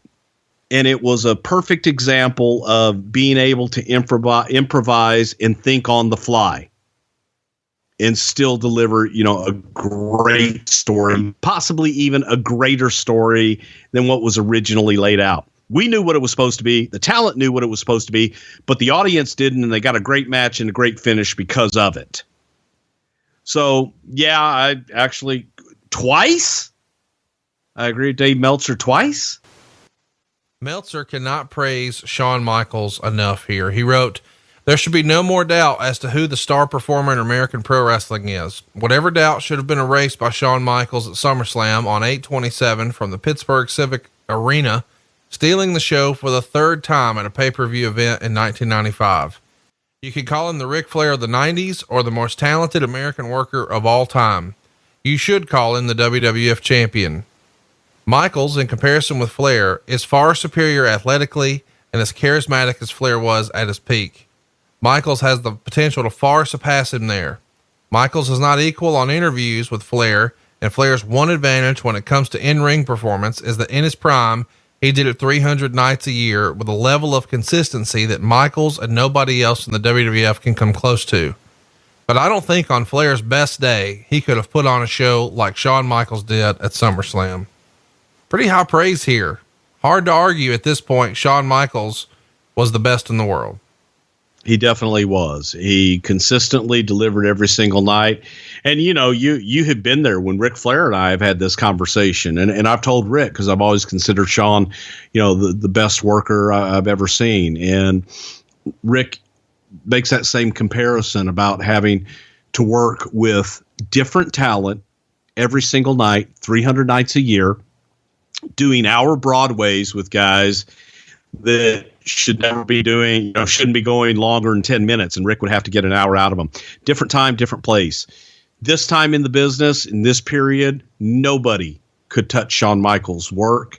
He was the best there was. And I think will go down in history as one of the greatest of all time. Shawn's working a lot of house shows, but let's get to the September 11th Raw. This is the first time that Raw and Nitro go head to head. And on this show, Shawn pins Sid to retain the Intercontinental title. And there were rumors at the time that you guys were actually talking about doing Shawn versus Bret on this show. Do you remember this being talked about? Never. We had never talked about doing Shawn and Bret. It was always the Sid Shawn match because that was the big rivalry, and that's what we felt was strongest. And you kept doing it through the rest of September, Shawn and Sid on the house show loops. Let's get to In Your House 3 triple header. It goes down on September 24th, draws 6,500 fans. We would see Diesel and Shawn Michaels beat Davey Boy Smith and Yokozuna in 15 minutes and 42 seconds. The match got 3 stars, and ultimately, we see Davey Boy power slam Diesel, but Michaels comes off the top with an elbow to break up the fall. Hart then does a run in and was immediately powerbombed by Diesel, and the pin was counted. Why was it done that way with Owen? I don't really remember. I'm sorry. I'm in a complete blank. I have absolutely no idea why we did that at that time. The belts were returned to Yokozuna and Owen the next night, and the Smoking Guns beat them the same night to win the titles. So sort of a weird deal when, you've got hokey pokey with Diesel and Shawn here. October 9th on Raw, we see Owen, Bulldog, and Yokozuna beat Shawn, Diesel, and The Undertaker when Bulldog pinned Diesel. And Shawn's working Bulldog all through September and early October on the house shows. It feels like Shawn, his go-to match was the British Bulldog. You go back and you look early in his career, and it feels like he was constantly working with Bulldog whenever he needed, or whenever he was doing something big in his career and sort of moving up. What was it about Shawn and Bulldog that Vince liked, or Davey liked, or Shawn liked? It feels like we got it quite a bit.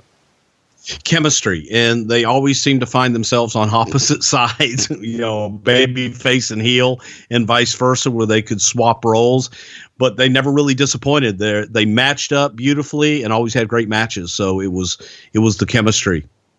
And they were friendly outside of the ring as well, right? Yes, definitely. Let's talk about October 13th. This is probably what most of you have been waiting to hear about. Here's what Meltzer wrote. The police report stated that Michaels was in the front seat, but he was intoxicated and passed out and was actually asleep when he was pulled out of the car and mercilessly pummeled and had no chance to defend himself. It's been stated there were 3 other people in the back seat of the 2-door car: Waltman, Smith, and a third person named Robert Jones, with Smith in the middle between the two, which, because of his size and it being a 2-door car, compounded the time before he was able to get out of the car and basically pull the perpetrators off Michaels. The police reported 10 assailants, not 9, and said the fight was broken up when Donna Jones, who was apparently the girlfriend of a bouncer at Club 37 in the Ponderosa Plaza in Syracuse, where this was taking place in front of, ran into the club, and 2 bouncers came out, not an undercover officer as had been previously reported, and the perpetrators escaped in 2 white Ford Broncos. One of the Broncos turned around and attempted to run over one of the bouncers, Tony Alberti. The police report stated nothing about the perpetrators being Marines or servicemen, although the entire group had short crew cut haircuts, similar to Davey Boy Smith. The police report stated Michaels suffered a laceration on the right eyelid and the right cheek below the eye, 2 black eyes, swelling and blood coming from the ears and the right eye. Michaels appeared to be totally out of character and with noticeable marks around his face, particularly under the eyes and around the upper lip, on the October 22nd Winnipeg pay-per-view show, where he was walking slowly to the ring to hand the Intercontinental title to Douglas and walking away looking incredibly sad. As weird irony would have it, Michaels appeared to be in character on a show that aired the next morning, taped before the incident. And it was the Danny Bonaducci talk show where he was talking about being a chick magnet. Obviously one of the most famous Shawn Michaels stories ever. What did you hear? When did you hear it? Who told you? What can you tell us about this incident? I got the call at the house from Vince, and it was almost like it was my fault. Well, Shawn Michaels got his ass kicked last night. God damn it. And he was pissed. We didn't really know at this point in time what had happened.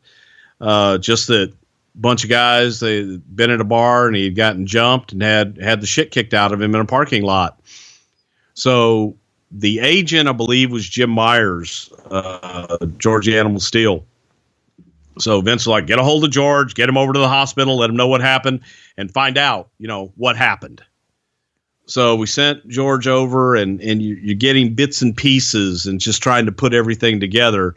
But, all we knew was from the police reports and everything else. Shawn had no idea what had happened. And the Kid and Bulldog at that point, we didn't even really know they were involved. We found out after the fact and trying to put everything together. But they didn't really know what the hell happened either. They weren't in the best of shape. And they'd all been out drinking. They'd all been out partying for a night.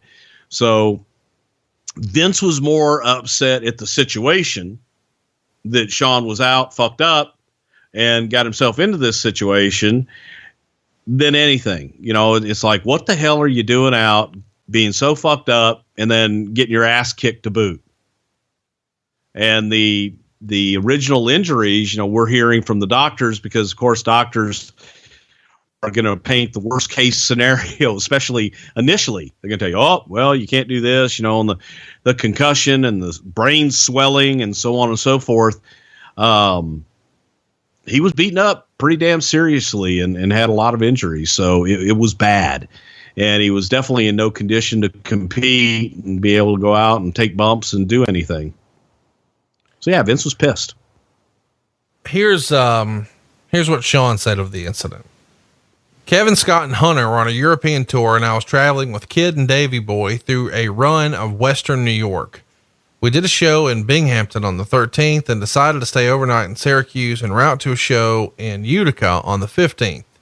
Upon arriving in Syracuse, we checked into our hotel and told some folks in the lobby that we were looking for a good place to go out. They said, follow us, and we did. This was back in the time when we did stupid stuff like that. They led us to a small club, and everyone in the club knew who we were. It was one of those places where I felt like Fonzie, the actor, not Bill Alfonso. The women were all over us. I'm sure that didn't endear us to any of the other guys that were there. I don't want to sound like I was God's gift or anything like that, but I received attention because I was on television. I wish I could tell you more about what happened that night, but the next thing I remember is waking up in the hospital the very next morning with a big cut under my eye and a concussion. Apparently someone in the bar told me that I was out of it. So I left to go out and sit in the car until Davey and Kid were done. As I went out, a bunch of guys followed me, and as I was getting in the car, they attacked me and beat me up pretty good. How many guys was it? I can't say. Somehow I made it back to the hotel, and I was placed in front of Sonny and Chris Candido's door. They saw I was in bad shape, called an ambulance, and came with me to the hospital. When I woke up, Sonny was sleeping next to me on a gurney. That's all I know. Crazy story. Depending on who you believe, there were 9 guys. There were 10 guys. Some say it was just one, and that Shawn had been a little handsy with that guy's girl. If you had to place a bet, what do you believe happened? Well, the other weird thing is, listening to Shawn's version of the story, he went out to the car to wait on Davey and Kid, but yet in another version of the story, Davey and Kid are in the back seat of the 2-door car. So, obviously the only people that know are the people that were there. The police report and the bouncer and the girl in the bar all said there were probably 8 or 9 guys. They identified them as military guys because they wore combat boots and they had short crop top haircuts, and there was a military base nearby. So probably somewhere in the middle is the truth of what actually happened. And I'm sure that Shawn didn't endear himself to the locals. And I've seen it a million times where we all, you walk in, everybody's happy to see you. And then after a few drinks, the guys in the bar, they're looking at you going, he's not that big. I could kick his ass. Yeah, we could kick his ass. And if the girls are all over him, jealousy, and who knows what the hell happened. But the one, the end result is he got his ass kicked pretty good and was out of action at that point. It had made the papers and it had made, the news, and we're like, well, shit. and we got a pay-per-view right around the corner. What do you think about him being dropped in front of Sonny and Candido's door and them going to the ER with him? I'm sure that's probably just where, if it was Kid and Davey that dropped him, which I assume it was, they probably just went with the people that they thought might take care of him and get him taken care of. I don't know. I really don't know. I don't know what the hell to think about it. It's a weird deal, man. I can't help but feel bad for Candido. I mean, here he is helping take care of this guy and take him to the hospital, and knowing, I mean, maybe not knowing, but other people know that when he's not around, it's hashtag drop top titty tipping time. Drop top titty tipping time. That's the first time I think I've ever said it correctly. Yeah. Roll Tide. All right, timeout. Isn't it interesting that, not only has wrestling changed, but the world has changed? This whole dust up in Syracuse, there's not any video of this. If that happened today, man, it'd be on World Star before it got dark. It's unbelievable how the world has changed in that here's this legendary story. No pictures, no video, nothing. But again, today, boy, it'd be on TikTok, Instagram, Facebook, Twitter, TMZ.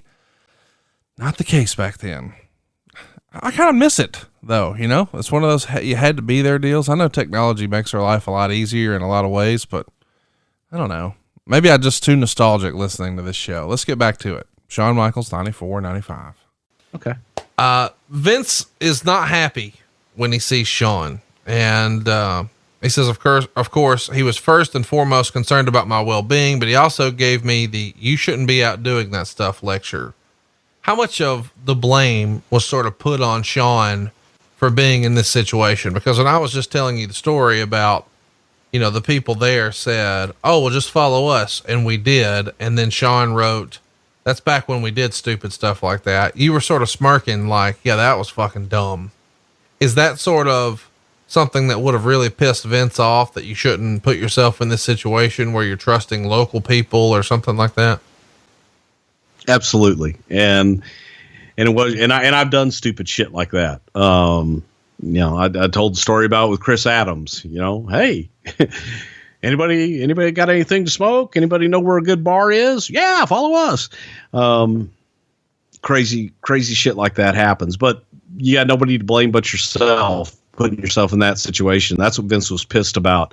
It's like the guy that is an alcoholic, and one way to prevent yourself drinking again, don't go to a bar. Right. One way to, stay out of trouble is don't go where there's trouble. Don't go out.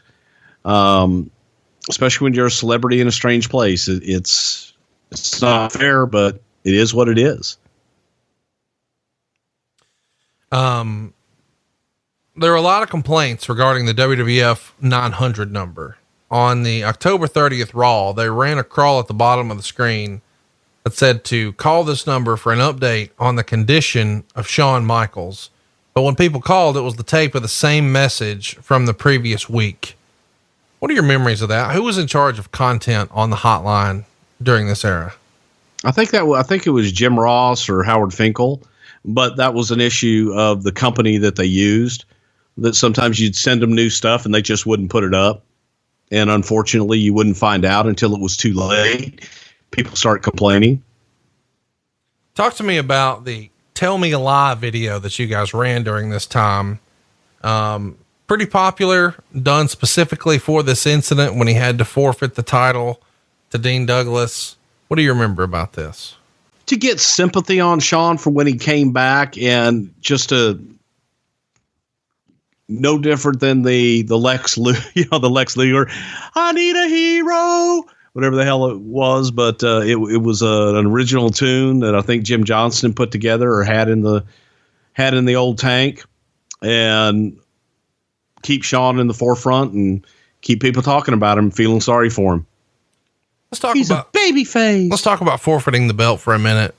Why was the decision made to just forfeit it and let it go to these two guys in one single match, as opposed to having a tournament or something like that?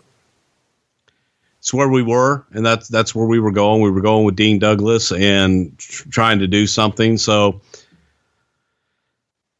Vince hates tournaments. That's what he decided. Just have a match with the two top guys.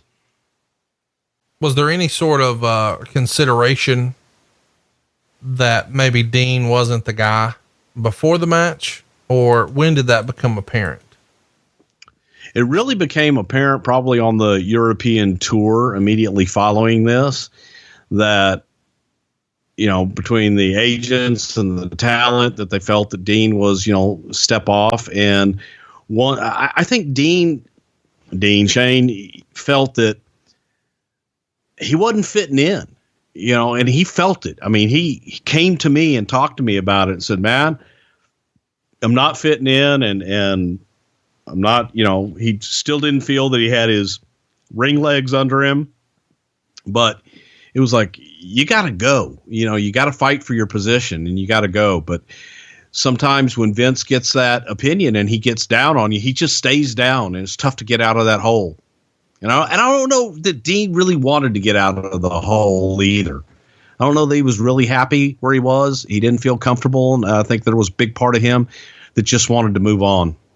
I can't wait for us to talk about him sometime in long form, because I feel like we've sort of had opportunities to talk about him, but we've never really doubled down. So we'll get. Yeah. And here's the thing about Shane. I always thought that Shane, and I'll go back years and years, was one of the most talented guys I'd ever seen in the business, that outside of that ECW was never able to make it anywhere else. And I always would, it just kick me in the ass, because like, why? Just why? Because he had the gift of gab and he could work, but it just never worked anywhere else. Shawn comes back to the ring on November 3rd at a house show in Cincinnati, where we would see Shawn, Brett, and Diesel beat Yokozuna, King Mabel, and British Bulldog. And they do that same match for the next week on the house shows. And I think the idea here is, if we're not sure about Shawn's condition, let's put him in tag matches so he won't have to do as much, right? Yes. Let him get his ring legs back under him and just see what we've got there. Let's go to, but he was clear. He was medically cleared to go back in, but we still wanted to give him a little time. Survivor Series 95 goes down on November 19th in Landover, Maryland.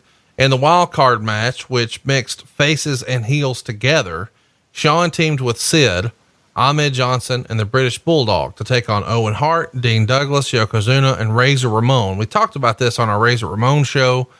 Meltzer gave it 3.5 stars. Shawn pinned Douglas, and then Shawn, Ahmed, and Bulldog were the sole survivors. What'd you think of this wild card concept, and whose idea was it? It was Bill Watts' idea, and I hated it because it made no rhyme or reason. It was just done to do it. Right. And there was never an explanation. It wasn't for anything, and we just did it. But there was no rhyme or reason to it, and I just felt it was really convoluted and didn't serve a purpose. I didn't like it. The next night on Raw is what you've been waiting for. It's where we have the memorable angle with Owen and Shawn. A few minutes after Owen hit Shawn with an enziguri kick to the back of the head, Shawn collapsed and didn't get back up. Vince gets off headset and comes to the ring to check on him, which we'd never seen done before on Raw. Shawn said of the angle, "I did an interview with Jim Ross. I spoke about the incident in Syracuse, about having to give up the belt, and about the precariousness of my health. And this was one of the first times we had ever used a real life incident and integrated it into an angle. We really wanted it to look real and had convinced Vince that we should go dead to air when this happened. So if Vince and JR kept talking, people would know it was a work. And Vince didn't like the idea of going to dead air, but eventually he agreed." And Shawn said he was taken to the hospital, where he just worked the doctors. He acted like he was all groggy. And then Hunter came with him and played his part of the concerned friend perfectly. He even had to sign a release in order to leave the hospital. Officials told him that they had been flooded with inquiries about his condition, and they were pretty much fooling everyone. Did you talk to Vince about, hey, we should go to dead air? Whose idea was the angle? Who was for it? Who was against it? Who thinks of going to the trouble of even working the fucking hospital? Well, first of all, it was my idea. And the reason for it was we had played up so much about Shawn's concussion, and there was a lot about this post-concussive syndrome. Instead of doing a normal, let's drop him on his head, let's attack his head, a wrestling deal, it's like, what if? Because we had an issue where like somebody had, like guys would have a stinger or something and they go limp in the ring, which looks like nothing happened to them. And the referee be like, oh my God, and panic, and everybody gets concerned. So what if in the middle of the match, Shawn's on top and he's just walking around the ring and all of a sudden he just collapses, and he collapses and we don't know what happened. And instead of calling it, so instead of calling it like a wrestling match, Shawn Michaels down and looks like, Owen Hart going to work on. What if everybody goes silent? The referee, Owen, Key, his opponent in the match, stops his momentum and then comes and almost doesn't know what to do for a minute. The referee steps in and checks on him and looks over. If we say nothing now, oh my God, that's real. If you're sitting there as a viewer at home and you're watching this and you're going along, you're having a good time, they're having a hell of a match, blah, blah, blah. And all of a sudden, man, we're ready to go home. Shawn's making his comeback. He's going in. They're not talking. Shawn's and we shot it kind of awkwardly. Like, what do we do? Put cameras down, move things around. We wanted it to be real. Vince felt that he should have talked over it. I was like, if you talk over it, it becomes a work. And yes, the talent did help in trying to convince him, because it was like, if we do, it's breaking down in Tulsa and, oh my God, what's the condition of Shawn Michaels? And oh my God, well, from there, we'll find out on 9. No, don't say shit. Just go. No one is leaving. No one's changing the channel. If Shawn Michaels is out in the middle of the ring and people are around him, and off to the side, I see Vince McMahon, who, again, this was tough to convince him of this because he thought he was just a commentator. But if they see Vince McMahon and then Jim Ross, and they're concerned. They've stopped commentating. This is no longer a show. We're giving you a glimpse into real life. That was the idea behind it. Make it real, because the fight was real. The concussion, all those injuries, they were real. And if you read about things and football players and soccer players that had some of these, there were instances where they had just collapsed on the field. Why couldn't it happen in a ring? And that was the idea behind the angle and why we did all that. And yes, it was a fight to get Vince to just let it lay. Just leave it alone. Let the imagination of the mind take you wherever it is that it's going to take you. And I'm going to tune in next week to see what happened. Who says, hey, go to the hospital and sell that bullshit up there too? Vince. Take it all the way out, man. Because he had all the symptoms. And it's like, you can have all those symptoms if you've been through it, it. And without doing a CT scan, they're not going to know. And if you refuse to do the CT scan, then, okay, it becomes on you. I was old school, man. Milk it. Take it to the end. Do you think going to the hospital and, I kind of don't like going to the hospital because you're taking time away from people who really need care. I agree with you. For bullshit reasons. I agree with you 100%. That's why we stopped doing that bullshit. But in the old days, man, that was a way of thinking that you had to, you had to convince them. And this is real, by God. Well, no, I mean, listen, I get the old school, wrestling fan in me thinks it's cool that you have such commitment to it. But I also think if I'm in the next room and I've got a sick kid and you got a motherfucker over here pretending, I'm pretty fired up because I'd really like to not be at a goddamn, ER on a Monday night and I'm here extra time so we can get our shit in. That's a little stupid.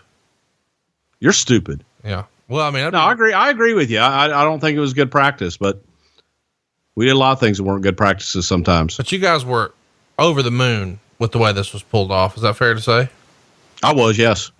Was anybody negative about it? Did anybody say, I don't know about this, boss?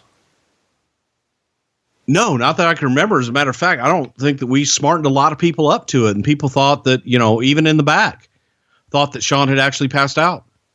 Okay. Here's what Meltzer wrote. The Shawn Michaels deal was played up to look totally like a wrestling angle on the weekend television, complete with telling viewers to call the 900 line to get his medical update. They're playing it up as if he's suffering from post-concussion syndrome, which had some measure of truth to it. We also have reports that he's taking 8 weeks off due to other physical problems that may relate to the incident in Syracuse, and that he probably came back too soon. This angle was planned from his comeback, as they did spots at most of the house shows where during the 6-man tags, he would pretend to be disoriented.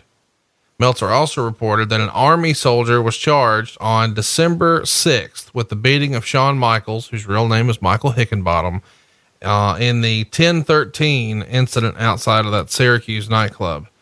Douglas Griffin, 23, was charged with second-degree assault in the beating and would face a court appearance on December 14th.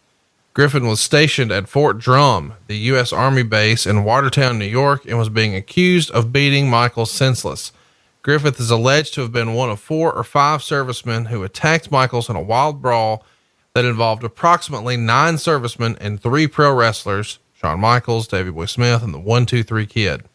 According to the police report, Michaels passed out in the front seat of the car of the nightclub while he was pulled out of the car and had the car door slammed on his head, and his head slammed into the car several times before Smith was able to get out of the back seat and give him a measure of protection. And finally, the bouncers from the club chased the assailants away. Initially, both Michaels and the World Wrestling Federation declined to press any charges in the case, despite going on television and saying the opposite, perhaps because of the fear that if the incident gained a lot of publicity, they would face an embarrassing publicity that Smith was out with Michaels and the two were feuding, when in fact he had saved him from a worse beating. A few weeks back, Michaels changed his mind and pressed charges. Do you remember there being a discussion about, hey, pressing charges would be bad for business, kid? No, I just don't remember Shawn really ever wanting to press charge. That was my recollection, because he just wanted to get it behind him. He wanted to move on and forget about it. That was my recollection. I don't remember that Shawn wanted to press charges. Maybe he did, but I remember initially it was like, no, just move on and be done with it. Let's talk a little bit about, as we sort of put a bow on this, it feels like Vince would have really wanted, on the one hand, to protect the business, but on the other hand, it feels like a Vince McMahon move to want to press charges. Why do you think Vince wasn't really high on pressing charges? I don't know. I just don't know if it was something about, maybe not wanting the publicity, right? But he never said that. And you have a negative, no matter how you spin it, it's a negative story on one of your top baby faces, that he's drunk and messed up out at a bar. He gets his ass kicked. Yeah. You don't want a wrestler getting beat up. You don't want him, passing out in his car. You don't want him hanging out with a heel. All the above. Right. So there's no good that can come from it. But at the same time, it does feel like something Vince will be like, fuck these guys. Shawn wouldn't wrestle again in 1995 after this angle, and he wouldn't actually make his return into the Royal Rumble pay-per-view in 1996. So that's sort of going to wrap us up here. Did you guys know at the end of 95 that Shawn was going to win the world title or at WrestleMania 12, or had some of this maybe made you guys question it, with the idea that he had to drop the belt to Dean Douglas and he had put himself in a spot where he maybe had hurt himself and made a youthful indiscretion here? Is he a guy that Vince feels like he can trust, or did you know as 95 came to a close that nope, he's the guy? In theory, he was the guy, but also the jury was still out. After all these incidents and everything, the jury was still out. In the office, can you sort of take us through who wasn't convinced and who was? Was Vince McMahon convinced at the end of 95? He's our guy. WrestleMania 12 is the crowning moment. I would say that Vince was probably thinking, let's wait and see. Let's see what happens, and keeping it loose, not really committing one way or another. I was convinced to go with Shawn. I was, just looking at the overall big picture. Plus, I knew that Brett wanted time off, and Brett wanted to take a little bit of a break. So it's either Shawn or who. What are you going to do? And the jury was still out, but Vince was probably still leaning that way, but he wasn't going to commit. Well, we're going to commit to giving you a great show, and we're going to get to some Twitter questions in just a moment. Bruce, we've got some questions here for Shawn Michaels. Are you ready? I'm ready.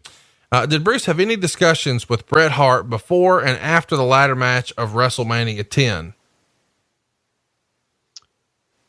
Had a lot of discussions with Bret Hart, specifically about the ladder match. Bret. Maybe the first time on television, he would have liked for it to have been him. He did. Yeah. Bret was definitely disappointed that it wasn't him, because it was his idea that he brought to us. Well, the question here, since you're making me drag it out of you, is this is supposed to be Bret's night, but coming out of it, even though he's the champion, the buzz is not about the 5-star classic he had with Elwin. The buzz is not about him winning the world title and all the baby faces lifting him up on his shoulders for WrestleMania 10 at Madison Square Garden, where it all started. The buzz is about Shawn Michaels. No, he wasn't. He was on his high, and Bret, it was all about Bret. So no, he wasn't. Was there any blowback for Shawn's mooning during the ladder match at WrestleMania 10? I'm sure that Vince wasn't real happy with it, because he always referred to it as that goddamn Ric Flair spot. Did Michaels get any flack for putting on the weight in the fall of 93? I remember on the Coliseum video release WrestleFest 94, Johnny Polo was doing commentary and referred to Michaels as pudgy. Not that I remember. No. WrestleMania 10 was the first time I remember seeing Shawn sport the cracked heart on his trunks. Was there any discussion from Bret about that? Looking back, it's kind of funny that the two top guys in an alpha male environment were rocking hearts as a gimmick. Well, I don't know that Bret, I don't know who had the cracked hearts first, because Bret's always used to be a regular heart, and it wasn't cracked until later on. And Julie Youngberg both made outfits for both of them. So that would go back to Julie. Late 94, early 95, he was becoming the best in the world. Why did he lose to Diesel? At WrestleMania 11, he stole the show. Was there ever any consideration to putting the title on him at 11? Well, I think we covered that in this show. No. I mean, before Diesel got over, I guess is the question. Was there ever going to be consideration before Diesel became the guy? No, sir. Okay. Was there ever any serious consideration to a Savage Shawn Michaels feud on television in 93 or 4? No, there was not. Shawn's one of the few guys who had a lot of different colors for the Intercontinental title. He had it when it was blue, when it was white, and when it was black. Chat me up. Why did he have the belt in so many different colors? I think Shawn took whatever belt was available at the time. I don't remember Shawn demanding any color straps. I think he just took what was ever available. We had all those from Ultimate Warrior back in the day. Any idea where any of those old belts wound up? Do you know if Shawn was ever like a belt collector? Did he keep any of these? I know we sort of joked that, when he was suspended for steroids, he said, I'm keeping the belt. I'm not sending it back. Of course he brought it back with him, but do you know if Shawn was ever into that? Like, I won these championships, I want to display them. A lot of the guys these days do that. I don't know, but I don't really know. Everybody used to make fun of Bret Hart because Bret would always have the nice belt display. I thought Bret had one of the coolest belt displays of anybody, but I don't know if Shawn was or not. Why didn't Shawn and Mr. Perfect go longer? It feels like they could have had a tremendous feud. Was there ever any sort of backstage heat between the two? No, they were best of friends, and I thought they had a hell of a good long program. Well, okay. So there you go. All right, boys and girls, that's going to do it. We really appreciate you joining us on this ride for Something to Wrestle today. Don't forget, if you haven't already, go check out Dr. Death. We just dropped it a couple of days ago. And if you're an Owen Hart fan, I can't recommend our tribute episode, Remembering Owen, enough. It's over on the My World podcast with Jeff Jarrett. You can find it anywhere you enjoy podcasts. Just look for My World with Jeff Jarrett. And look for another episode sometime tomorrow. Of course, Bruce is at SmackDown today. He'll fly back in the wee hours of the morning. I think he's got an errand to run first thing, and then he and I will sit down and crank out Kevin Nash Part 2, or at least that's the plan. Now, in an interest of being totally transparent, our original plan was to record Dr. Death on Tuesday. Bruce could not. We recorded on Wednesday and got it out Wednesday night. So the plan, as we're talking right now on Friday morning, is to go ahead and record Kevin Nash tomorrow, Saturday, probably late morning, maybe lunchtime, and we hope to have it up late tomorrow. As with everything else, you'll get all these shows early and ad-free over at adfreeshows.com, and we would love to have your support.